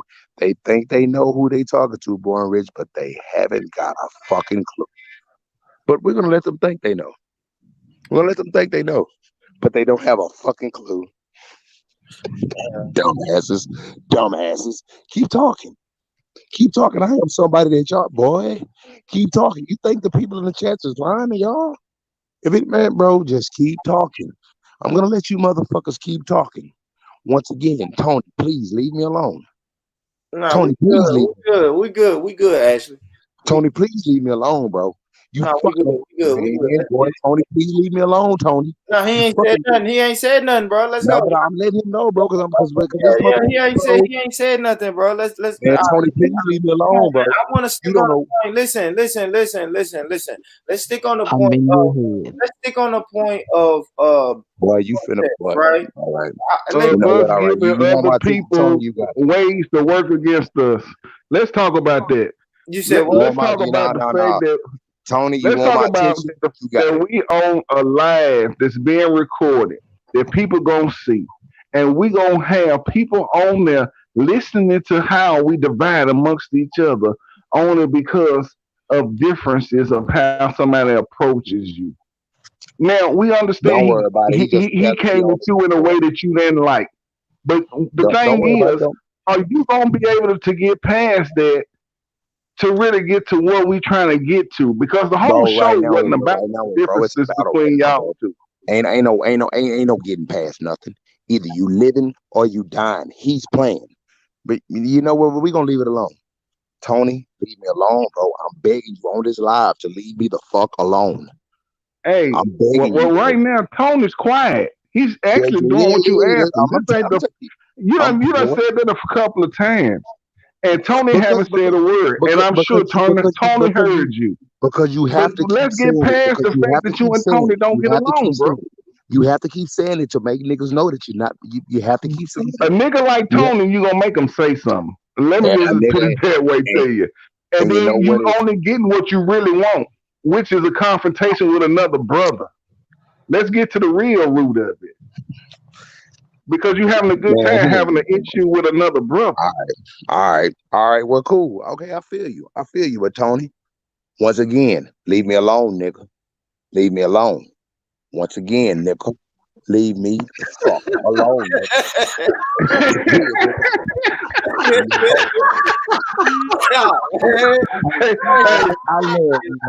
Hey, I'm gonna Tony, you are a master at your craft, boy. Oh my God, man. Stop your shit, Ashley. On your cheek.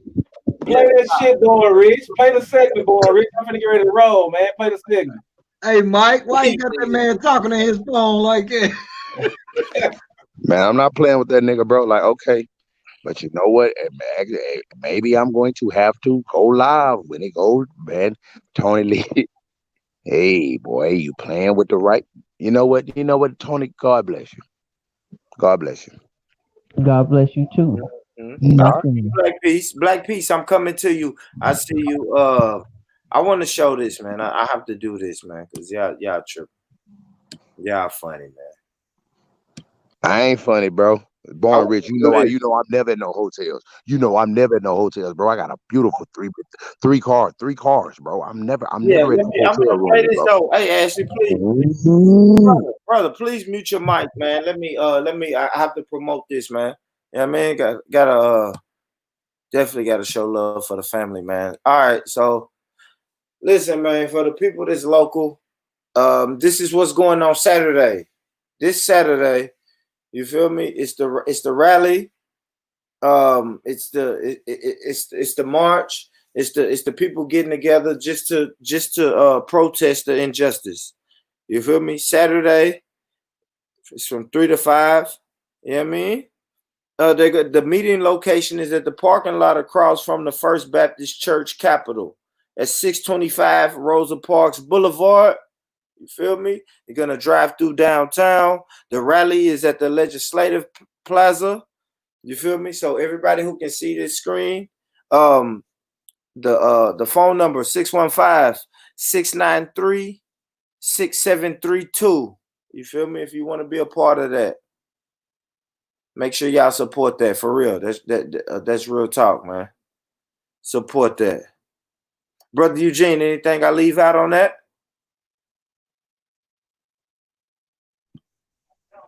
Yo, Brother Eugene. Man, I think you got it. I think all you need to do is just tell them to come out and actually stand up for something. Yeah, that's it, man. I mean, like, you have to put the boots on the ground, and I think a lot of this argument tonight is what is the appropriate or what do people perceive boots on the ground to be? You see what I'm saying? So that's all I've been saying the whole night. Like, these brothers have the same goal but different lanes and different ways of going about it. But everyone has to play a part. We can't say that. Well, it's who you're talking to. Yeah, like, we can't say that, all right, I shoot people and you protest and we're doing two, you know what I'm saying? We're not moving towards the same thing. Or if you're saying I do this, I pay. I don't go and protest, but I donate money. And then this person says, well, I don't donate money. I go out and give it with my time and my effort and the protest. Then I think those people are doing the same thing. It's just different ways. I don't think that, bro. I feel like if you on a path of war, you can't be on the same path as a protester. You got a whole different agenda, man, and it's chaos. Some people want chaos, and they know it's just like, man, all black people know in the back of our minds that this shit ain't gonna change until it's total anarchy. We know this shit, man. It's just motherfuckers just scared to make moves. When they stop being scared to make moves, this shit gonna happen. But the protesting and all of that shit is cool. It's a slow moving. But if you want something rolling, you gotta handle your oppressor the way they handle you, man. And they don't come at you protesting, they on your fucking neck. That's what the fuck they doing. I had an argument with a friend of mine earlier today because she sent me like a march or a protest that's going on tomorrow, and I coined the question of, why we always march and why we always protest, and like, why don't we never have a plan of action? And if y'all remember the last conversation we had about Paul's Market or about the store that we just recently was able to purchase in our community with Gideon's Army and the Black Panthers Party, is what is our contingency plan? Okay, we're gonna stand here and we're gonna protest, but what is the end game? Is the end game for another foreigner to come and buy that motherfucker? What is the end game? Right? So I had an argument with her earlier because she didn't like the fact that I asked why do we protest. So I gave her example, and I'm gonna try to give y'all the same example, and I hope it makes sense. Right? If Calvin come down my street every day, he drive by my street. It's only two streets. He can go past my house or he could bust a right before he get to my house. Them the only two streets he can come down to deliver food or to take food to his house, whatever the case may be. I always ask that motherfucker to give me some food. I'm like, bro, look, I got $40, bro. I got $40. He go, nah, I need 70. I need 70. I'm like, bro, I ain't got 70. Do it for 40. I can do one or two things. I can keep running beside this nigga car asking him to do it for 40, or I can start planning. I can either A, go and start making my own food, growing my own crops, and not need him, or I can make it harder for him to go down that street and motherfucking deliver that food. I can make it harder because he's not going to go right, because right is some killers down that right side. That right side, they going to kill that nigga. He not going to go that way. So guess what I'm going to do? I'm going to put roadblocks. I'm going to put messed up cars in y'all. I'm going to send dogs out of them. I'm going to do all kind of things. So eventually he going to look at me and go, bro, what can I do, bro? You making this hard. I'm going to say, give it to me for $40. And he going to comply. I don't understand why do we go and protest. I can understand that if we have other things, other contingency plans set up that makes our protest more meaningful? As of right now, when we're standing out on that lawn in Capitol Hill, or we standing out on the line and we screaming and we yelling, you know what they doing? They looking out the window going, oh, how many out there? It's 30. Okay, well, by Friday it's gonna be 14. By Saturday it's gonna be 7, and by Monday it will only be 2. Don't worry about it. We'll wait them out because we have no reason. We have nothing. We have nothing to drive us. So can you imagine if all of our organizations and Eugene, I seen earlier, your group was tagged into a post as well. If all our organizations got on the same concept, not on the same plan, not on the same concept, so that when a political party come in and go, hey, I want y'all to endorse me, they go, all right, well, let me speak with the other 19 organizations we got and see what we can come up with. And if we decide to endorse him, we walk up to him and say, this is what we want, right? So when it's time for us to get something passed, time for us to get something pushed, it's easier. So if we standing outside, we don't look like niggas outside. We look like decision makers standing outside. These people are going to decide if I'm in or if I'm out. I'm going to do something for them. So I don't give a shit about protesting if we don't have a plan. What is the plan? I said it before and we seen it before. When we stood in front of Paul's Market, I said, hey, what happened? Where else can they go to get the food that they want or the shit they want? We don't have a plan for it. And guess what happened? We did the same exact, I ain't gonna include myself. The same exact plan got done at another place and it was successful. Now we own a building. So I don't mind protesting, but what is the fucking plan of protesting? Just standing out there? What are we getting accomplished? What's the point of us standing out there is when we walk away, I still don't like Eugene. He's still a bitch. I'm still a bitch. Tony a hoe ass nigga. What's the point? You know what I mean? What's the point? Hey, okay. You're ready now. Okay, my fault. And I didn't mean to call no, you. I don't take no offense because I understand you just making your point. I know. Right. I don't fit the description of no word you might have used. So. Right. But the thing is, you got to understand, protesting won't be the only thing that's done. That's just one area of action.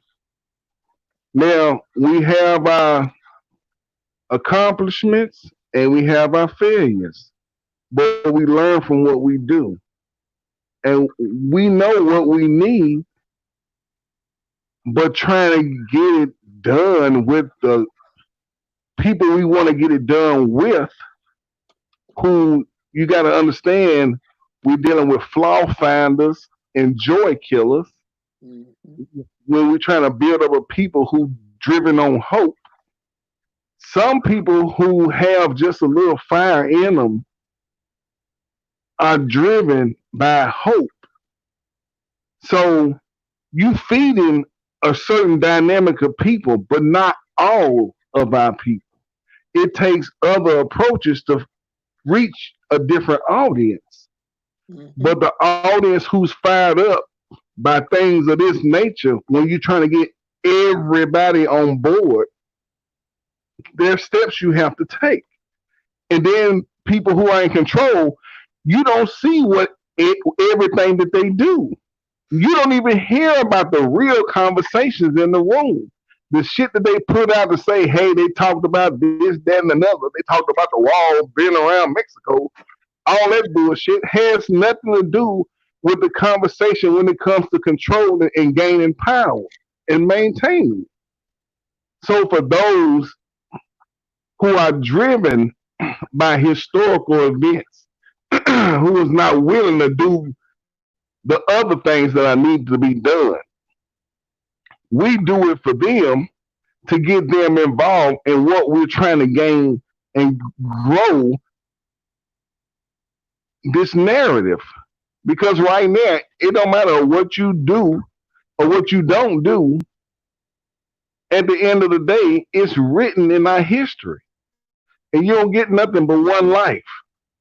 So for me, whatever approach we need to take to get everybody involved, I'm with it.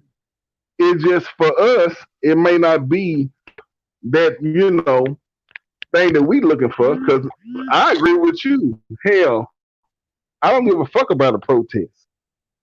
But I'll do it to drive the people who I need to get across to get them on board with us. Because it has made a difference. Well, I'm gonna say this. I don't think, and this just is from my observation. And when I'm speaking of this, I'm not speaking of any particular event, but I don't think the protest has been effective. I think the strategy attached to the protest has been effective. And what I mean by that is, if I'm going in front, and I'm just making an example, if I'm standing in front of Capitol Hill to fight for a bill to be passed, that's not an effective protest because ain't no bill gonna get passed in the lawn. If we standing in front of a building and we telling people not to go here, it's closed, to shut down his funding, to shut down the money that he makes, that's an effective protest because guess what? Eventually, that motherfucker gonna have to move because he ain't got no money. He not making no money. That's an effective protest. Now, imagine imagine if we use that same template for the things that they work for. See what I'm saying? So imagine if we use that for what it works for. It ain't gonna work. It ain't gonna work for a bit. Go ahead, because you ain't just because you really just about to say exactly what I'm about to say. Right. If you notice what you're saying, there's a protest that don't mean shit, don't work and help at all. But there's something that you can attach to a protest that's beneficial. So we just have to go with the strategy that's beneficial, but it does include the protest, right? So with that same breath that we say that, you got to ask yourself, if we're going to go protest and we don't protest it for 68,000 goddamn years, protest, and nothing is happening and we ain't seeing nothing from it. No, okay, wait a minute. Well, let me just go through it like this. Let's go by steps.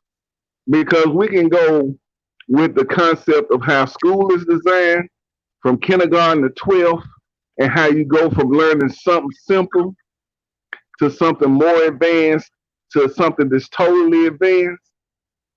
Sometimes when you're dealing with people who haven't got to the point that we have to go through that simple narrative. They have to be shaken up to know that something's wrong. And we have new 18-year-olds every year that's considered to be grown. And way before that, we need to get their fucking attention. So really, if you think about it, sometimes you have to shake people up to know something's wrong.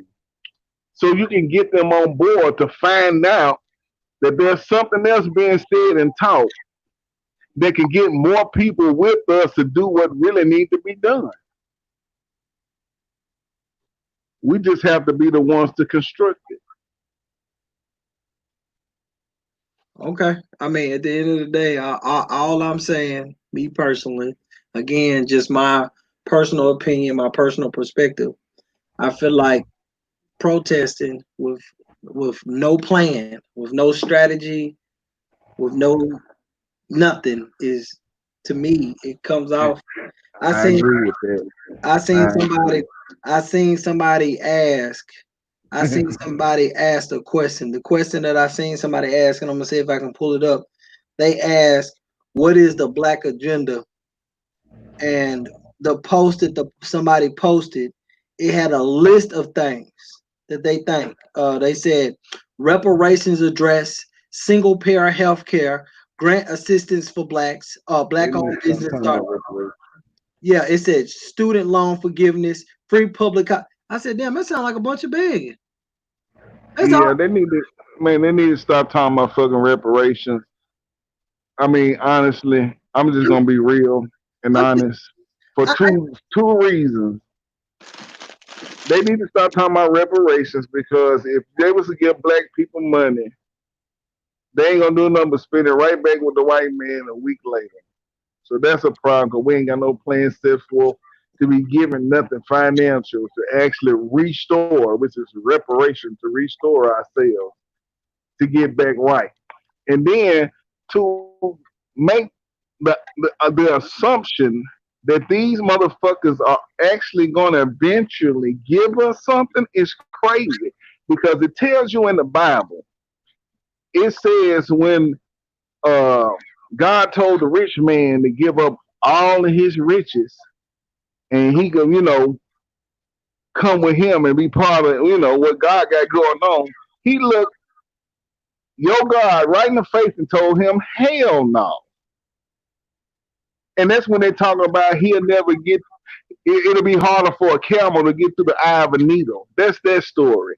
So basically, if he'll tell God, I'm not giving you my money, you think he gonna give it to us? It don't make sense. It's not gonna fucking happen. We're gonna have to do it ourselves. Period. Well, I got an issue with the what's been said on here, like as far as the riots, the protests. Y'all saying that y'all don't like the protests with no agenda or whatever. But if you know that we don't have an agenda, then them being chaotic as far as burning stuff down is the perfect thing to do. Man, Michael Brown mama said it the best. When you lose a child, y'all, or just family, period, to some senseless shit, man, really? Burn this motherfucker down. And the worst thing we always hear during these times is y'all burning your own community down. Bitch, well, we don't have a community, period, in the years from 2013 to 2020. There's no community. There's no hoods. All this shit belongs to the white man, and this shit should be burnt down. The Walgreens, they said don't burn the Walgreens down because your grandmama got to get her medicine from there. Fuck that. That's the drug dealer, the white man drug dealer. Burn that shit down. All this shit should be burnt down. Fuck that. Y'all niggas talking about without agenda. The agenda is to burn this shit down. I don't give a fuck if they do get insurance money. This shit, they gotta feel this shit. And the only way they can feel it is if we get attention to it. And the only way to get the proper attention is if you do some shit like burn shit down. Okay, let me say this because I think you misunderstanding what I'm saying. What I'm saying is I'm not saying, hey, we need to have a strategic plan and not tear down and not burn up shit. I'm not saying that. I'm saying that if I'm going in there to burn some shit up, if I'm for your ass, if I'm going in there to burn some shit up, if I shoot this cracker in the head for your ass, is your fuck ass gonna take care of my child? No? You got money set aside to take care of my family? You don't. The Black Panther Party was able to be as aggressive as they was because they had businesses, hundreds of businesses, to take care of family members when they went to jail, to take care of people who sacrificed for their fucking community. You running in and shooting a nigga in the head just because you was emotional. Who gonna take care of your goddamn family? Who gonna help you? Who gonna be there for you? Nobody. You know why? Hey, hold on, Nino. Can I cut you off? Just my bad, brother. But let me cut you off real quick. See, and that's the main problem. See, we're thinking about our family, right? We're thinking about our and mine and what's mine. Like my family, that ain't my sister or that ain't my brother who got shot or who got chokehold into death. So, nigga, I'm only gonna go this far because that ain't mine. You feel me? Like, no, nigga, that's what's wrong. Like you're like, and that's not what I'm saying. No, hold on, brother, hold on. It's not enough us. It's not enough us. Yeah, you thinking mine and not enough us. Yeah, you thinking and that's exactly what I'm saying. That's what I mean. I can't ask yourself. He just asked this man on this call, can you stand beside Tony and work? That nigga said, no, I'm gonna shoot Tony in his back. You think I'm running in there with that nigga? No. Why am I running in there with him? If he gonna shoot Tony, all it takes for me is to misinterpret something he say or him to misinterpret something I say. Yo, propaganda, boy, that's a motherfucker, bro. You just put a whole lump sum of totality of his personality and one lump sum of him not wanting to do this. So when the news put up his prior charges was this and this, you already like, oh, that nigga was this. He was that type of nigga. He just said it. I didn't read it on the news. He just said it. What are you talking about? No, you ain't understanding me. What I'm trying to say is all it takes is one little thing for you to categorize objective to where you're not even gonna fight for that man. Like you just said, no, he's this type of nigga. I ain't fighting for him. It's like you grab the way to not. Why didn't you say that when he said he gonna shoot Tony in the back? Why didn't you go, oh, bro, you can't do that off of just him asking you to take accountability? That's what I'm saying. Listen, this is what I'm telling you. What I'm telling you is, and Rich, I've learned Rich. Rich may not agree, right? I know him. I've learned him. Eugene can agree. Everybody else who watching this motherfucker that know me can agree. Everybody child is my child. Everybody brother is my brother. You my brother, he my brother. But the question that I'm asking you, bro, when I'm talking about a strategic, a plan, bro, if I go in and I shoot this police officer in the head, I'm dead. You're going back to work tomorrow. You're not gonna ride for me, nigga. You're not. I know you're not. Because out of all the things we've done in our community, I ain't seen you there. So I know you're not gonna ride for me. So my question to you is, stop telling people to burn shit down when you ain't got no fucking lighter in your hand. Why you ain't got no lighter, nigga? Get a lighter. That's what Tony just asked. You can't ask the motherfucker you keep trying to tell people, burn shit down, do this, and you not doing it. You just talking. You sending people to their death, nigga. You're not doing it. If he was a real shooter, this nigga has been out of service for how long? It took a nigga to ask him, what have you done? For him to say he gonna kill this nigga on live. Why hasn't he killed anybody else? Why he ain't already in prison? Why he ain't busting his gun right now? Because he just talking. He just talking. That's why. All you niggas doing is just talking. Why you talking? You talking about burning it all down? Why ain't you there burning it down with him?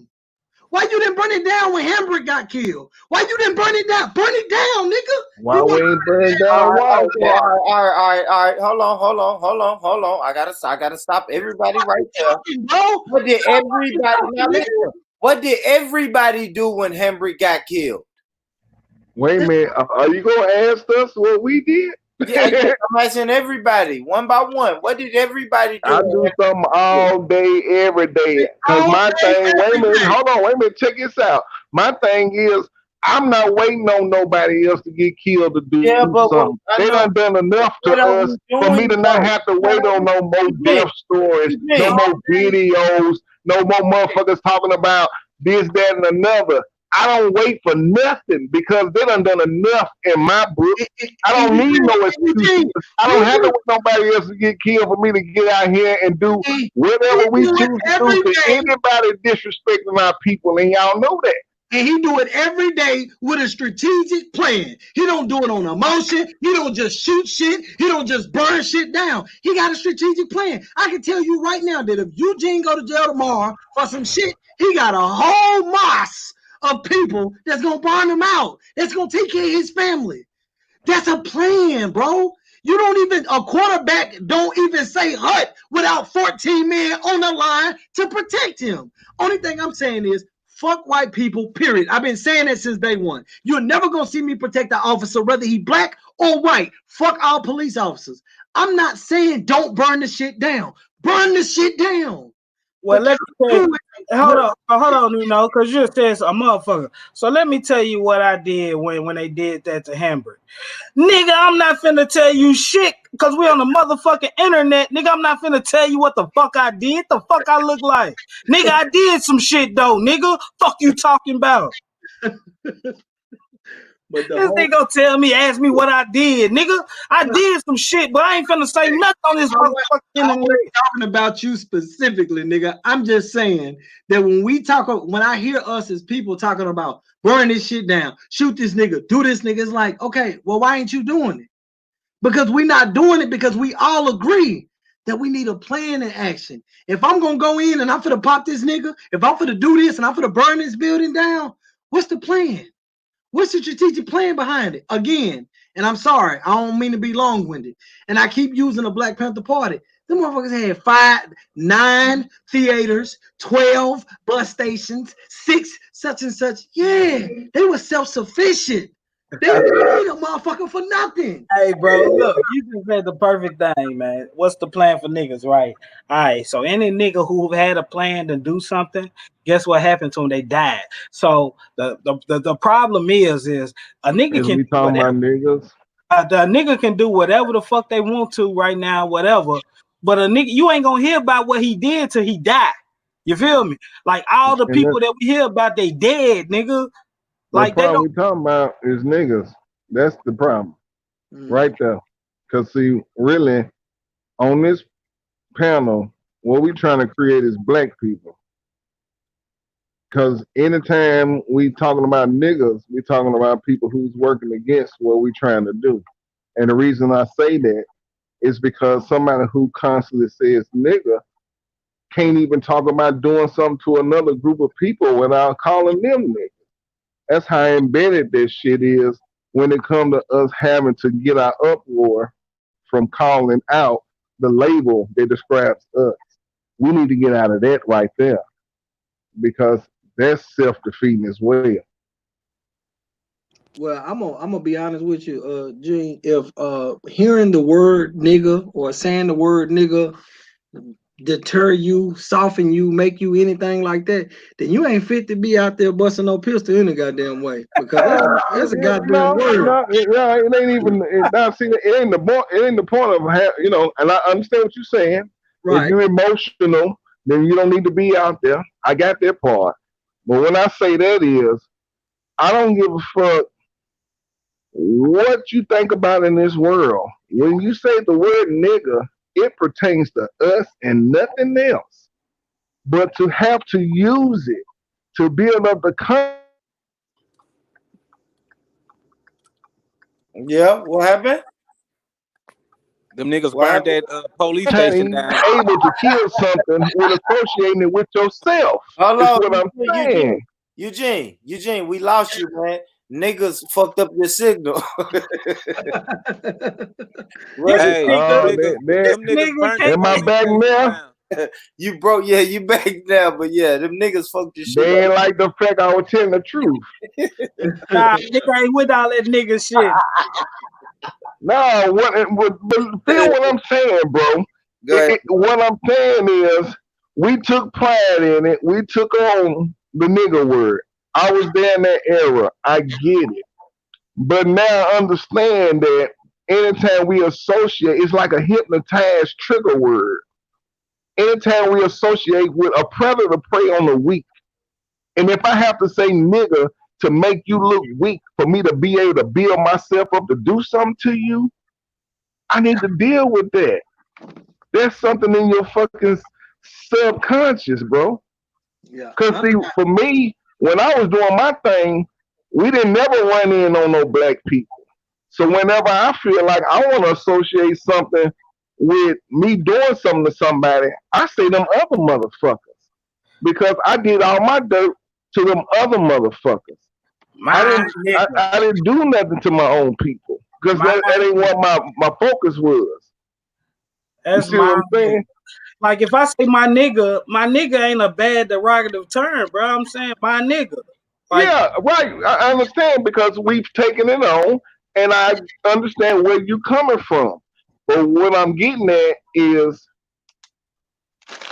we only take their language and try to make it our own, but don't realize that the same effects that vibration comes off is still the fucking same. Because when the original person created fucking languages, because you understand, like we created the Russian language, Alexander Pushkin, a black man, created their language. When we created language, we deal with the way that the syllables and the sounds vibrate and make you feel some type of way, just like music. So whenever they created that word, just like the word Jesus, they say it's a power in the name Jesus. They said it for a reason because that vibration does something to you. Yeah, but I don't know. I don't know, Eugene, because we're gonna always use the word black. So even if we don't use nigga, and that's a word we didn't give ourselves. This is a word that they We gave didn't us. give ourselves a damn thing. Name something that we actually gave Oh, ourselves. exactly. So I don't know why niggas, why niggas was why you would say we shouldn't use niggas, but you wouldn't come out and say we shouldn't use black. Okay, I'm gonna tell you why. Because we don't go to a white person and say, "Hey, you can't call me black," but you go to a white person and say, "The only thing I'll keep you from doing in life, you can beat my mama, you can rape my sister, you can castrate my brother, but you can't call me a nigga because I get mad." That's a little Tell me too I'm far. wrong, man. Oh, that's a little too far, Jay. I don't know how many years you're going back for that rhetoric, but that ain't. Wait a minute, At that this don't happen time, we today. You don't still let don't get people. mad when a white boy call you a nigga. You don't tell a white boy he can't call you a nigga. You don't do that today. Who don't? Is there anybody on this panel that let a white boy call them a nigga? Is there Okay, anybody so that's that my But point we made. still do, all right. My point made, but you can't use another term and say black to where a white boy come up to you, holla, man, this is a bunch of black guys. You're not gonna feel no type of way, so you can't give me the comparison of the two words. Is what I'm saying. I don't know. I think you can because you can have I mean, yeah, when you want to create the you can have narrative. you can have a white boy Hey, say nigga and then a white boy say nigger with a hard er. No, hey, no, hey, that goes into I if think you y'all. allow them to do it. I don't give a fuck if it's ER or A. If you the type of man that don't allow them to say the word period, and then why the fuck do we have to allow them to say a word to make us feel some type of way when they say it? Why the fuck we gotta give some people a pass for? I What the don't. fuck is that about?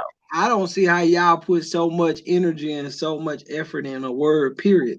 Like I don't listen, bro.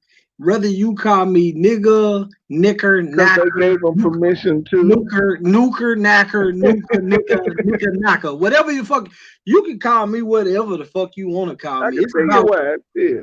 It's about what you. It's about what I'm gonna answer to, and you because I'm gonna tell you right now. I know some dudes who they more triggered by the word boy coming from a white man than any word.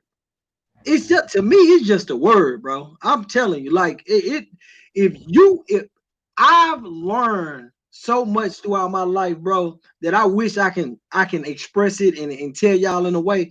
A white man can look me right in my face and call me a nigga, bro, and I'm not gonna do nothing. That's a waste of time. For what?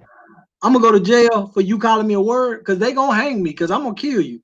That's a waste of time. No. Yeah, actually, the way that you're talking about approaching it is a waste of time. Absolutely. But see, we have to get to the point to where we approach things differently. That's all I'm saying. And I'm gonna give you an example. I used to work somewhere, and this two white girls came up to me and said, "Hey, why do all black people like mangoes?" I looked at her, was like, "Okay, it's damn near like a watermelon joke." I said, "Well, let me think about it, and I'm gonna tell you." So I came back to her. I said, "I figured it out." I said, "We like mangoes because we tropical people and y'all not." She looked at me, hello, I am tropical. I said, "No, you're not, baby. You white, pale, and ashy. You pale like sick people. So ain't nothing tropical about you." Opposed to me allowing her to get to me, knowing what she's doing, I know how to turn it around and just tell the truth to them and let them know that, hey, you ain't shit. I just want Regardless what you say to go on record and say mangoes is good as hell. Yeah, hell yeah, I fuck a mango up. Fuck it up, nigga. That's it. Yeah, I know how to cut it into squares and pull it and peel it where it pop out on its own. Hell yeah. Shit, fuck what they talking about. But I'm a tropical nigga and I'm proud of that shit. Everybody should be proud of what they are. But if you want to start comparing us to them, oh, the shit that they pull, oh, I got something for your ass. Because I know nature and the creator created us first and gave us all the original greatness. They can talk about all the war guns and missiles and bombs they got, but ask yourself, have they ever whooped us in guerrilla warfare? No. Nowhere in history. And what is that? It's hand-to-hand combat. That's what you was born with. You're a fucking man, you fight. Straight up. So if you can't whoop me like that, are you really greater than me when you have to create something to beat me? That's all I'm saying. Yeah, man, I ain't gonna lie to you, bro. They greater than us because they know how to get together with each other and fight. Now, it's just under the conditions we in, bro. Don't tell yourself that shit. Do not tell yourself that bullshit. And I'm Okay, hold on, you tell me how they greater than us, and I'm gonna tell you why they not. Okay, but we can take ourselves back to Africa. You know what I'm saying? To where the I can go beyond that, but you can stop at I know. Africa. Yeah, let's stop there just because that's where Okay, that's cool. the most Stop it there. subjective history goes to. I mean, we in some point in fashion we gave up each other, like we sold each other out to for riches or whatever, but we sold each other out to get to whatever for whatever they got for the compensation they got. So niggas, is that a part of our DNA? No, and I'm gonna tell you why. It's because it's called divide and conquer. They've never in history beat us when we was together. There's not one war you can bring out of your ass that can show me that they've won against us when we was together. It's always when we was broke up and divided, and that's all through history because we ruled the world when we was together. Okay, but let's that's talk the about problem. That. Let's talk about that though. Like divide and conquer. Nigga, look how easy it is to divide and conquer Africa, the biggest continent on this planet. Like it's so easy to get in there and navigate and divide a big ass continent like that. You feel me? You can't expect that many niggas to get on the same page. Okay. Bro. Wait a minute. Okay. Now let's look at that because originally we had our own thing going. We didn't even have white fucking people. The concept of white people literally didn't come up to the 1600s in the middle. So let's stop right there. Before any written term of the concept of being white ever existed was like in the 1660s or somewhere in that era. So prior to when we was actually amongst only ourselves, we didn't have to deal with the divisive shit. In history, it only shows me to where anytime we had been separated is when we allowed some outsiders to come in. Because we was loving people. We was never associated with motherfuckers mistreating the people of royalty. Because they had no morals, because they didn't come up in a natural inhabitants.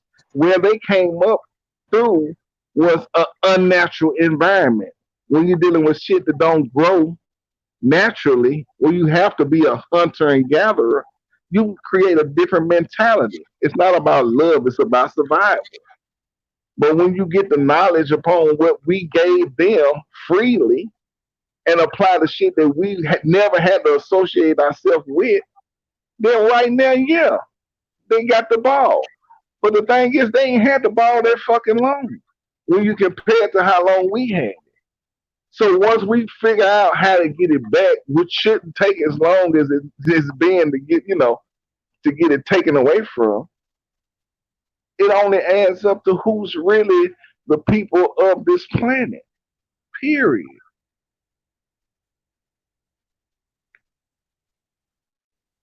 Drop the mic and walk off. Yeah, because you can't. The only thing they've ever contribute to the world progressively was a patent office. It's slavery, man. That's it. That's it. And they did that. They probably stumbled upon that shit on accident. Yeah, and actually, shit. We gave them the concept of enslaving somebody for life. If you really want to get into it, we fucked ourselves when it come to that. The nigga name was Anthony Johnson because he took a white man to court for telling his slave that he was being enslaved too long because he was supposed to be an indentured servant, which only supposed to last for 7 years, but he had been held longer, and dude left the plantation. And Anthony Johnson sued the white man for fucking up his money, and they agreed with him. He won his case. So now black slaves could be enslaved for a lifetime and not just as an indentured servant.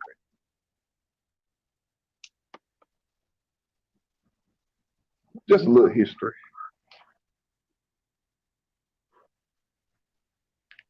A nigga born rich taking a shit. No, my bad. I'm here. No, I'm right here. I'm right here. I'm right here. I'm gonna wrap it up though. Wrap it up then. I need to get that as one of my sound effects. Hey, can I ask Eugene, can I ask you a question?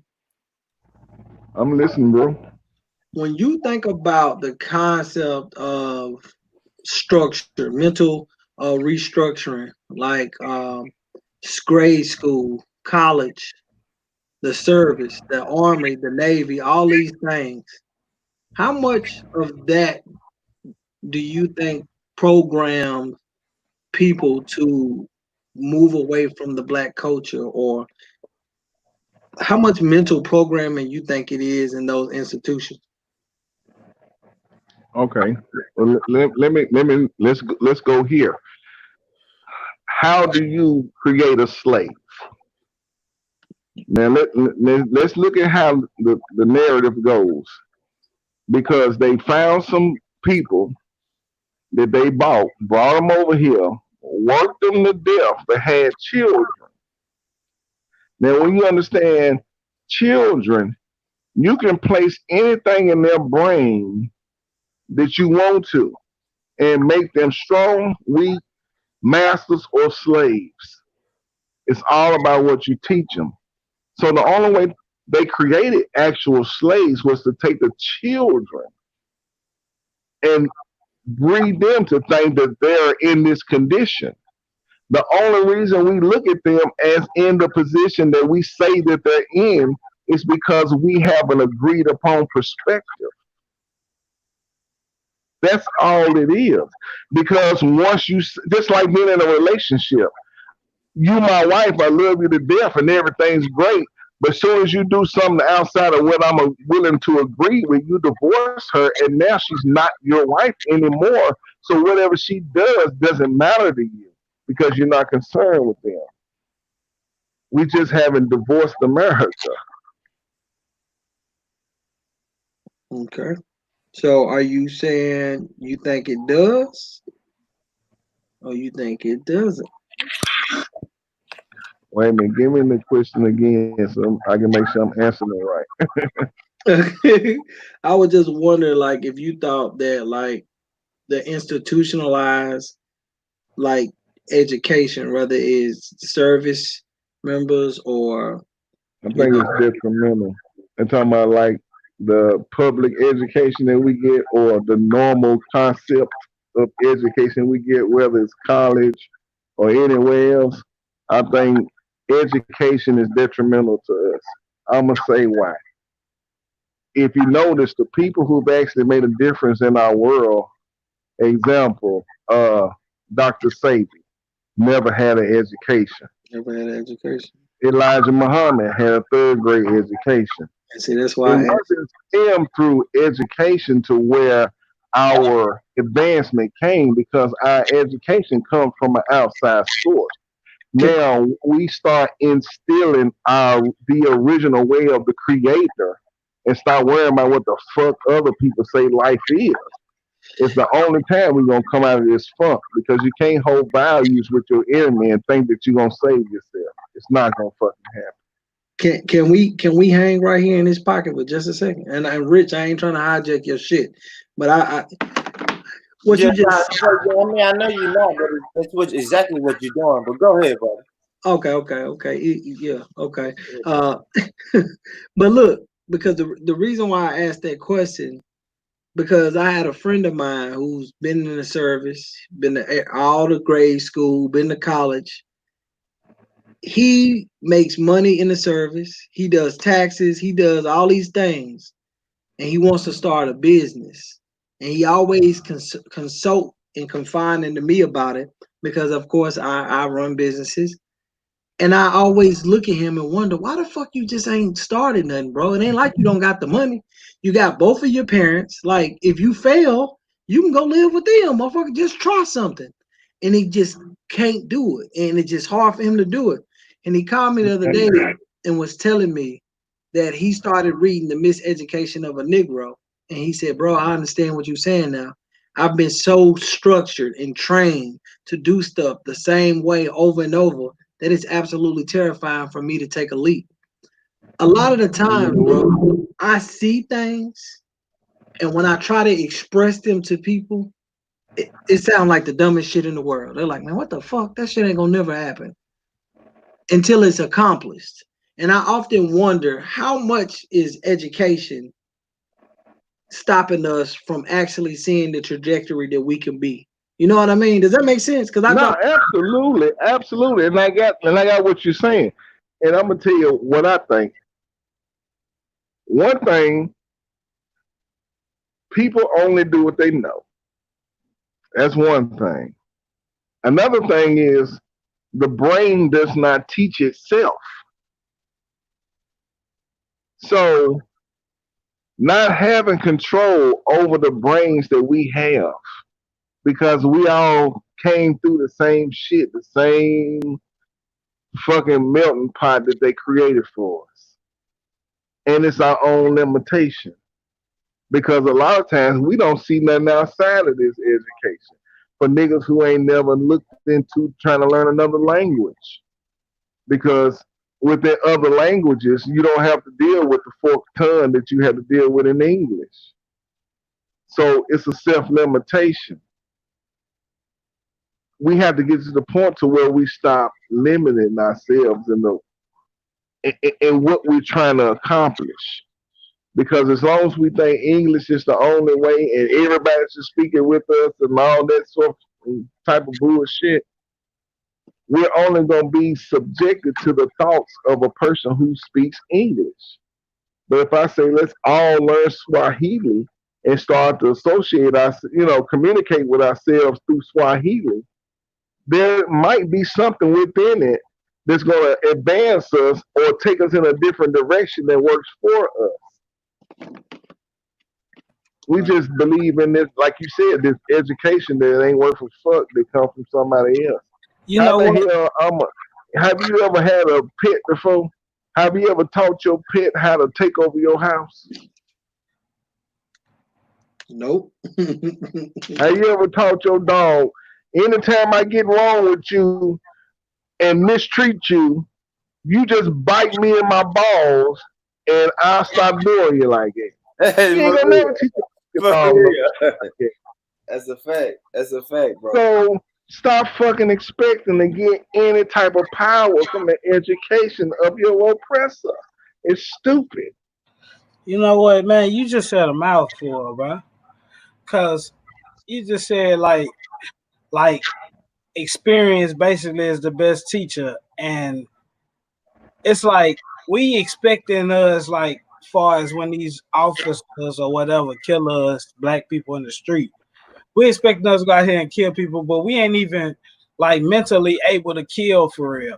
Like the difference between us and white people is white people go out at 8 years old and 9 years old and go kill. Because they was taught to. Yeah, go kill. Hold the fuck up. Look, I know you're not agreeing with me now. Nigga, you just argued with me 50 minutes ago about me making the same point. That's the same point. No, it ain't. I don't know what you talking about, bro. Chill. That is making my point. I ain't even get finished. Okay. Sorry. Nigga ready to argue. Hey, that's one thing. That's one thing these women embedded in us that raised us. They taught us how to argue with each other. Boy, niggas. Niggas know how to argue. Well, Why? Because that's our only accomplishment to downplay another nigga the best. That's that That's woman where we trait. get our accomplishments from. It's called playing the dozen. But that's the woman trait. Women know how to argue. Men don't argue. Men, bro. Okay. And I understand where you're coming from, and I feel you. But just understand, our women are not the problem, bro. That's sure the hell ain't. Our women are not the motherfucking problem. The reason I say that so let's take it is back. because Let's take it back. you Hold on, wouldn't be here talking to me if it wasn't for a fucking woman. All right, let's so we could never downplay and make them the problem. Let's get back to the point. Hold on. So let's be for real though. Like most of us on this panel, we done went fishing before, right? Right. But we didn't go fishing as much as white people. So we never got used to putting the worm on the hook and goddamn it taking the fish off the hook once we catch it. We're a little squiggly, like, ooh, oh goddamn, oh, he moving. You know what I'm saying? We that type of people, for real. I think if all of us went fishing, all these niggas on this panel be squiggly when it comes to fucking with that fish on the hook. Anyways, but that's the main thing. What I'm trying to say is that we're not used to killing shit. Like that's why we can't expect when they kill us for us to go out there and kill them because we're not in the killing business. Most niggas who kill people, nigga, we motherfucking 30 people in the drive-by and shit. Right. They pulling the masculinity on us because you gonna listen to your mama before you listen to your daddy in some instances. He asks any nigga that because, for example, some men are scared of guns because their mama told them to be. And even if the daddy said, "Oh, fuck all that, we finna go shoot something." Some boys listen to their mamas more than their daddies. Yeah. And they take on whatever the fuck they say. And when your mama is scared for your life because she's constantly being repeatedly traumatized with all these fucking videos that reminds her of what these people do to us. She's constantly traumatized. She's scared to allow you to protect your fucking self because she think you can't. And when that's how your mama feel, that falls on you. Hey, that's exactly what Born Rich said earlier, bro. They just had a conversation. Born Rich said that same thing. Said mama is leading us into the destructive stages. Far as nigga, they are scared for us. They're traumatized by watching all this. So they're putting all our defenses down before we even get to the age to defend ourselves. They're making us defend. So what does that make us have to do? We have to start protecting mama. The only way mama is going to stop being traumatized by these outsiders if her fucking sons get up and start protecting her from all these outside sources. Stop allowing these motherfuckers to traumatize your mama. But hold on, bro. They catching us off guard. You're telling us to attack. No, I'm telling you to no. See, the thing is, that's one of my problems too. When it comes to war, we think the only thing that war is fighting, combat, and bleed. That's a lie because it's all about the fucking mind. I don't give a fuck because if we send you to the army, they don't allow you to watch TV. They don't allow you to play video games because they have to make sure your mind is trained and fixed to the way to think like a fucking warrior. That's the thing. We have to get control of the minds of our people and stop allowing the shit that we know is going on to keep happening. The greatest war is the war you never have to fight. Yeah. Thank you. Physical combat. That's why they say the pen is mightier than the sword. Yeah, because if I can pattern the way you think, then we can make something happen. As long as you keep thinking that have you ever seen them blow a bomb on us? Have anyone you on this fucking panel ever been somewhere where a bomb blew up? No. But you would tell me, man, they got guns and bombs and everything. Nigga, I don't know that. They ain't never done it to me. So they got to fucking show me. You can't keep telling me that they'll do something to me, and I just, oh hell, he's a bully. He beat up everybody else, and now I'm supposed to do shit. Fuck that. Eugene, has a bomb ever been dropped on black people inside of the United States? By the history that we done agreed upon that it happened, yeah. I mean, I ain't gonna sit here and act like it didn't happen, but what I'm saying is, nigga, make them drop a goddamn bomb on us. Do something to make them drop a fucking bomb. That means you doing something. Because if they ignoring you, they telling you that you ain't doing shit. That's what they telling you. But anybody who has a lot to say and out here doing whatever the fuck you doing, and they not coming after you, they telling you you are not doing shit. Yeah, keep going. I don't give a fuck what you write, what you do. That's a fact. You're not a fucking effective. Okay, I got a question. I got a real question. I believe that, Eugene. So first, black people got a problem with George Floyd, and we in Nashville. What do we supposed to do to let them know that we feel that? Like, I'm hurt by that. Well, we're having a march. It's a march going on Saturday. A march and a rally going on Saturday from 3 to 5.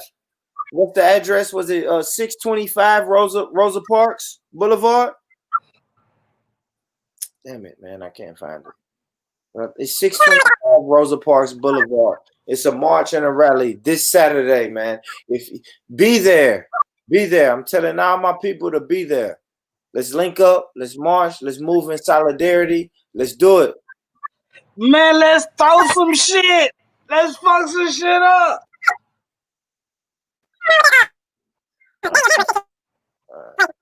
I don't know about that.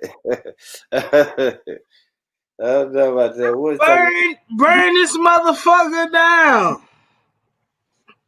Nah, we still on live, man. I want to shout out the Facebook family and the YouTube family. Salute to y'all. Hit the share button, the like button, the subscribe button. Show your love, family. You know, it don't cost a dime to hit that like button. Do that. Hit the subscribe button. Do the whole nine, man. But yes, man. A march going down, man. This weekend. All right. Brother Mark. They're scrambling us. Yeah, Brother Mark, what's going on?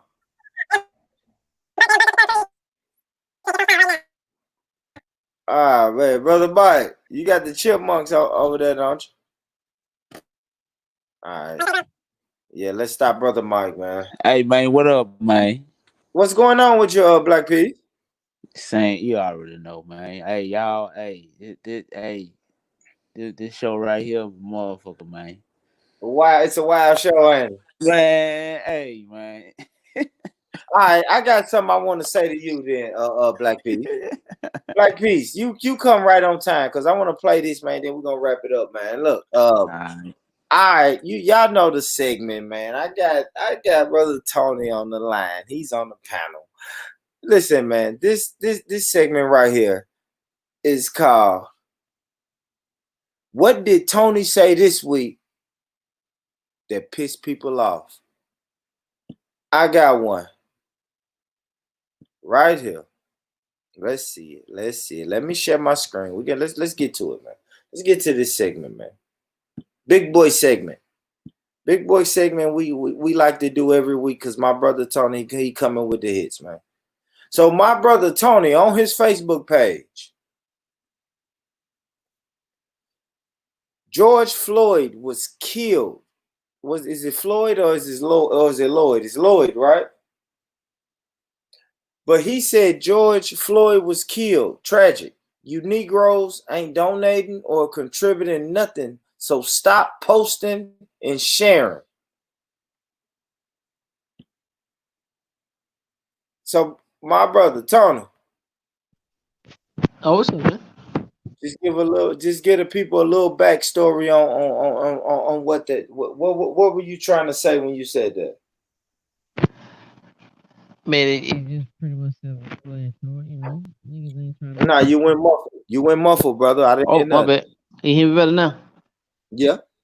Man, we ain't trying to donate or contribute to these people or this man's family out there in Houston or to fly his body back out there or help bury him or nothing like that. It's senseless to just keep posting it and sharing it and all that stuff, man. It's just feeding the narrative, man. Matter Okay. of fact, they gave his that white woman, they gave her $50,000, man. Ain't heard from her since. Okay. All right. So I guess What you mean by feeding into the narrative? Just keep showing another black man getting killed by the police officer, trying to incite that like we under attack. All right, so I want to come to you, Brother Jarvis. All right, Brother Jarvis. So, like, if a black person cannot donate to the family, should they repost it on their social media? Should they repost what, the video? You talking about The video itself? or saying condolences to them or whatever they say. Should they like even just mention them or anything on Yeah, they can. They want to. I ain't got no. I ain't tripping. Shit. I don't give a Man, fuck yeah, about they that. If supposed to. motherfucker want to do it 1,000 times, they want to. It ain't gonna change nothing. But if that's what they like, go ahead. That's how I look at it. I really ain't. I mean, whatever. I mean, I ain't really just do a whole lot of sharing of the video. I just say, hey, peace to them, and yeah. that's pretty much it for me. I ain't do all that. I mean, cause I'll get tired of seeing them kind of videos anyway. So I really wasn't in there trying to keep resharing. I just, like I said, I might have put a little bit up, and that was it. I'm over here. I got work to do at my house, so I ain't got a lot of time to get too tore up about no shit right now. I ain't got that kind of time. So, but when it's time to roll, it's gonna be time to roll, and I don't need no announcement for that. I know when that time gonna be, and that's that on that. I don't need no motherfucking board meeting and none of that shit. When it's time, it's gonna be time. It's that on that, and all the rest of this shit need to be left by the wayside, man. Niggas been wasting time. Niggas, whoever we listened to earlier was, I don't know who the brother was, but man, Dr. Phil, for real. And you go holler at cuz, man. Cause that shit right there ridiculous.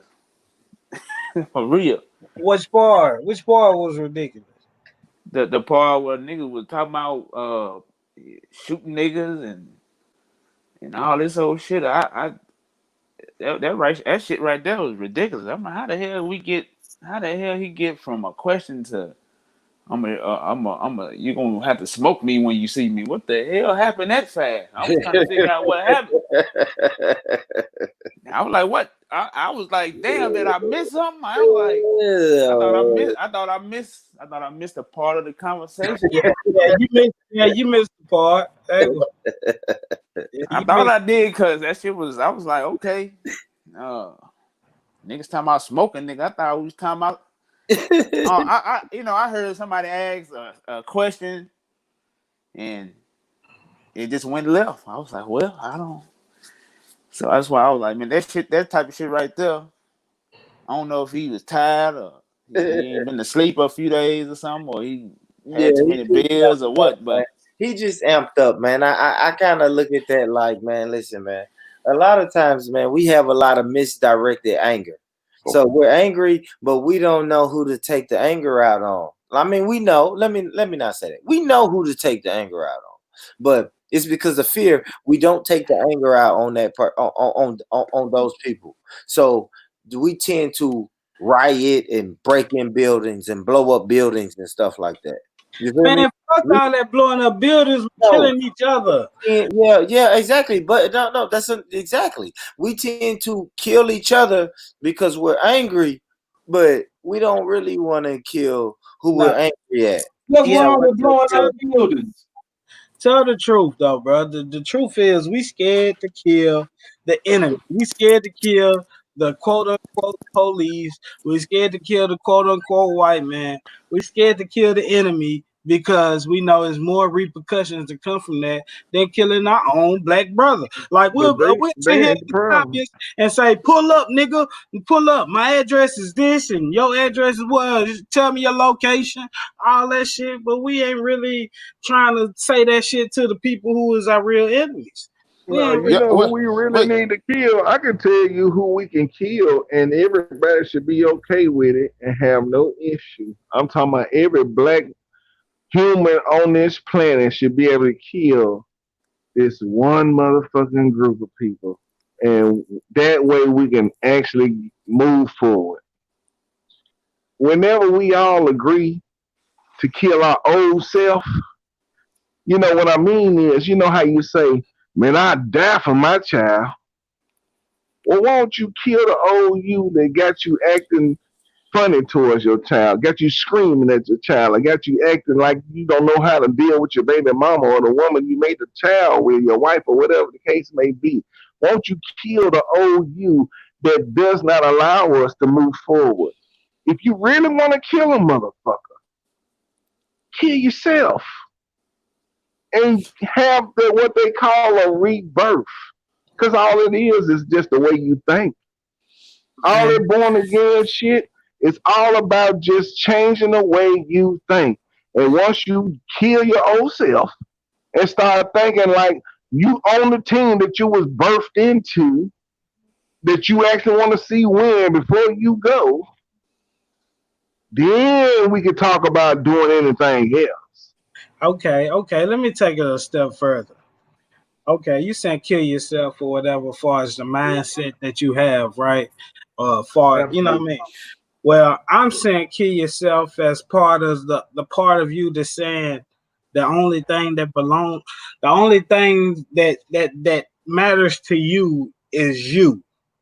As far as you and your family and mine, that whole my aspect. Because when we go into this my aspect, the only thing we're willing to sacrifice or do anything for is what we consider ours. Like if somebody did something to my mama or my child, that's when I'm finna go ham. But my people, fuck that. Them ain't my people. Shit, nigga, that was so that's what I'm saying. It's like we thinking about my, and everything that's mine is just my house, my people, my family, but we don't give a fuck about our neighbors no more. Nobody gives a fuck.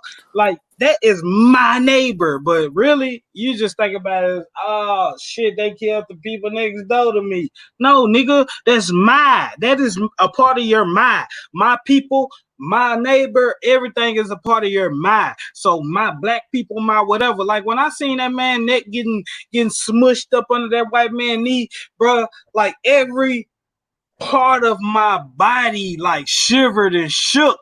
Like I was up under that knee, like that was me, bro. Like that, I felt that shit, and that hurt me to where I'm like, man, I'm in a personal thing, but nigga, fuck my kids, fuck everything. This is my focus right now. Like what the fuck just happened is my focus. I can't think about my kids because I'm focused on this, because this affects me just as much as it affects that man that was under that knee. You feel me? Like it's me. That's me. That's my son. That's my uncle. That's my granddaddy. Whatever, bro. We don't feel that shit like we supposed to. Like everybody on this panel feel they kid. If that was a kid up under there, we wouldn't be. None of y'all niggas would be on this panel right now if that was y'all child up under that knee. Like y'all would be in y'all own zone, ready to go to war, ready. But unless we feel that like that's our child up under him, he's older than us. We should still feel like that's our child, just because that's who we got the most sympathy for is our kids. So that man that was up under that knee, man, we should all feel like, man, nigga, that nigga that killed my child supposed to die. He need to die. Like I'm ready to travel to his house right now and make sure that he hey, my man. Yo, all right, Leo getting his shit off. Salute to Leo, man. Next stage, bro. Yeah, no, I'm gonna lock it down. I'm gonna shut it down, bro. It done got late, fellas. It's a hell of a show. So, that's my brother, man. My brother was going in, man. And salute, man. Salute, man. Fellas, the brothers on the panel, man. Salute to y'all, man. Y'all came through, held it down, got shit going. I mean, I really want to say salute to y'all, man. Shout out to y'all. Y'all kept the show going. Salute to everybody in the chat that kept the show going. You left your likes, you left your comments, and it was a dope ass show. Dope show. But I have to get in the bed though, family. So salute to y'all. Saturday.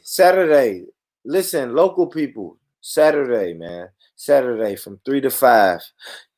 625 Rosa Parks Boulevard, man. Be there like 2:30. Get there at 2:30. You know what I mean? So y'all can mob up and do what y'all do. I'll be there. I'll be there on Saturday. Peace to everybody in the chat, man. Lady Spade, Brother Demario, Okingo. Salute to y'all. Salute. Black Peace. Ra. Brother Clement. You know what I mean? So everybody salute to y'all. Salute to y'all, man. It's late. I'm sorry, family. I'm just sitting here reading comments. But yeah, man, it got late. It was a crazy show today. If you didn't get to see this show, please rewind it. Go back and check it out. It was crazy. Today's show got a little weird, but I feel like it was brothers getting shit off their chest that they needed to get off their chest. So salute to, I can't say it enough. Salute to everybody who joined the panel. Brother Tony, Brother Eugene, Leo, Nino, Hamid, Black Peace, so many people. Ashley, so many people jumped on the panel tonight, man. And it was dope. I fucks with that. I really rocks with that. Hit the like button on your way out. Hit the subscribe button if you're not subscribed. You know, do all that good shit. But we'll be back next week.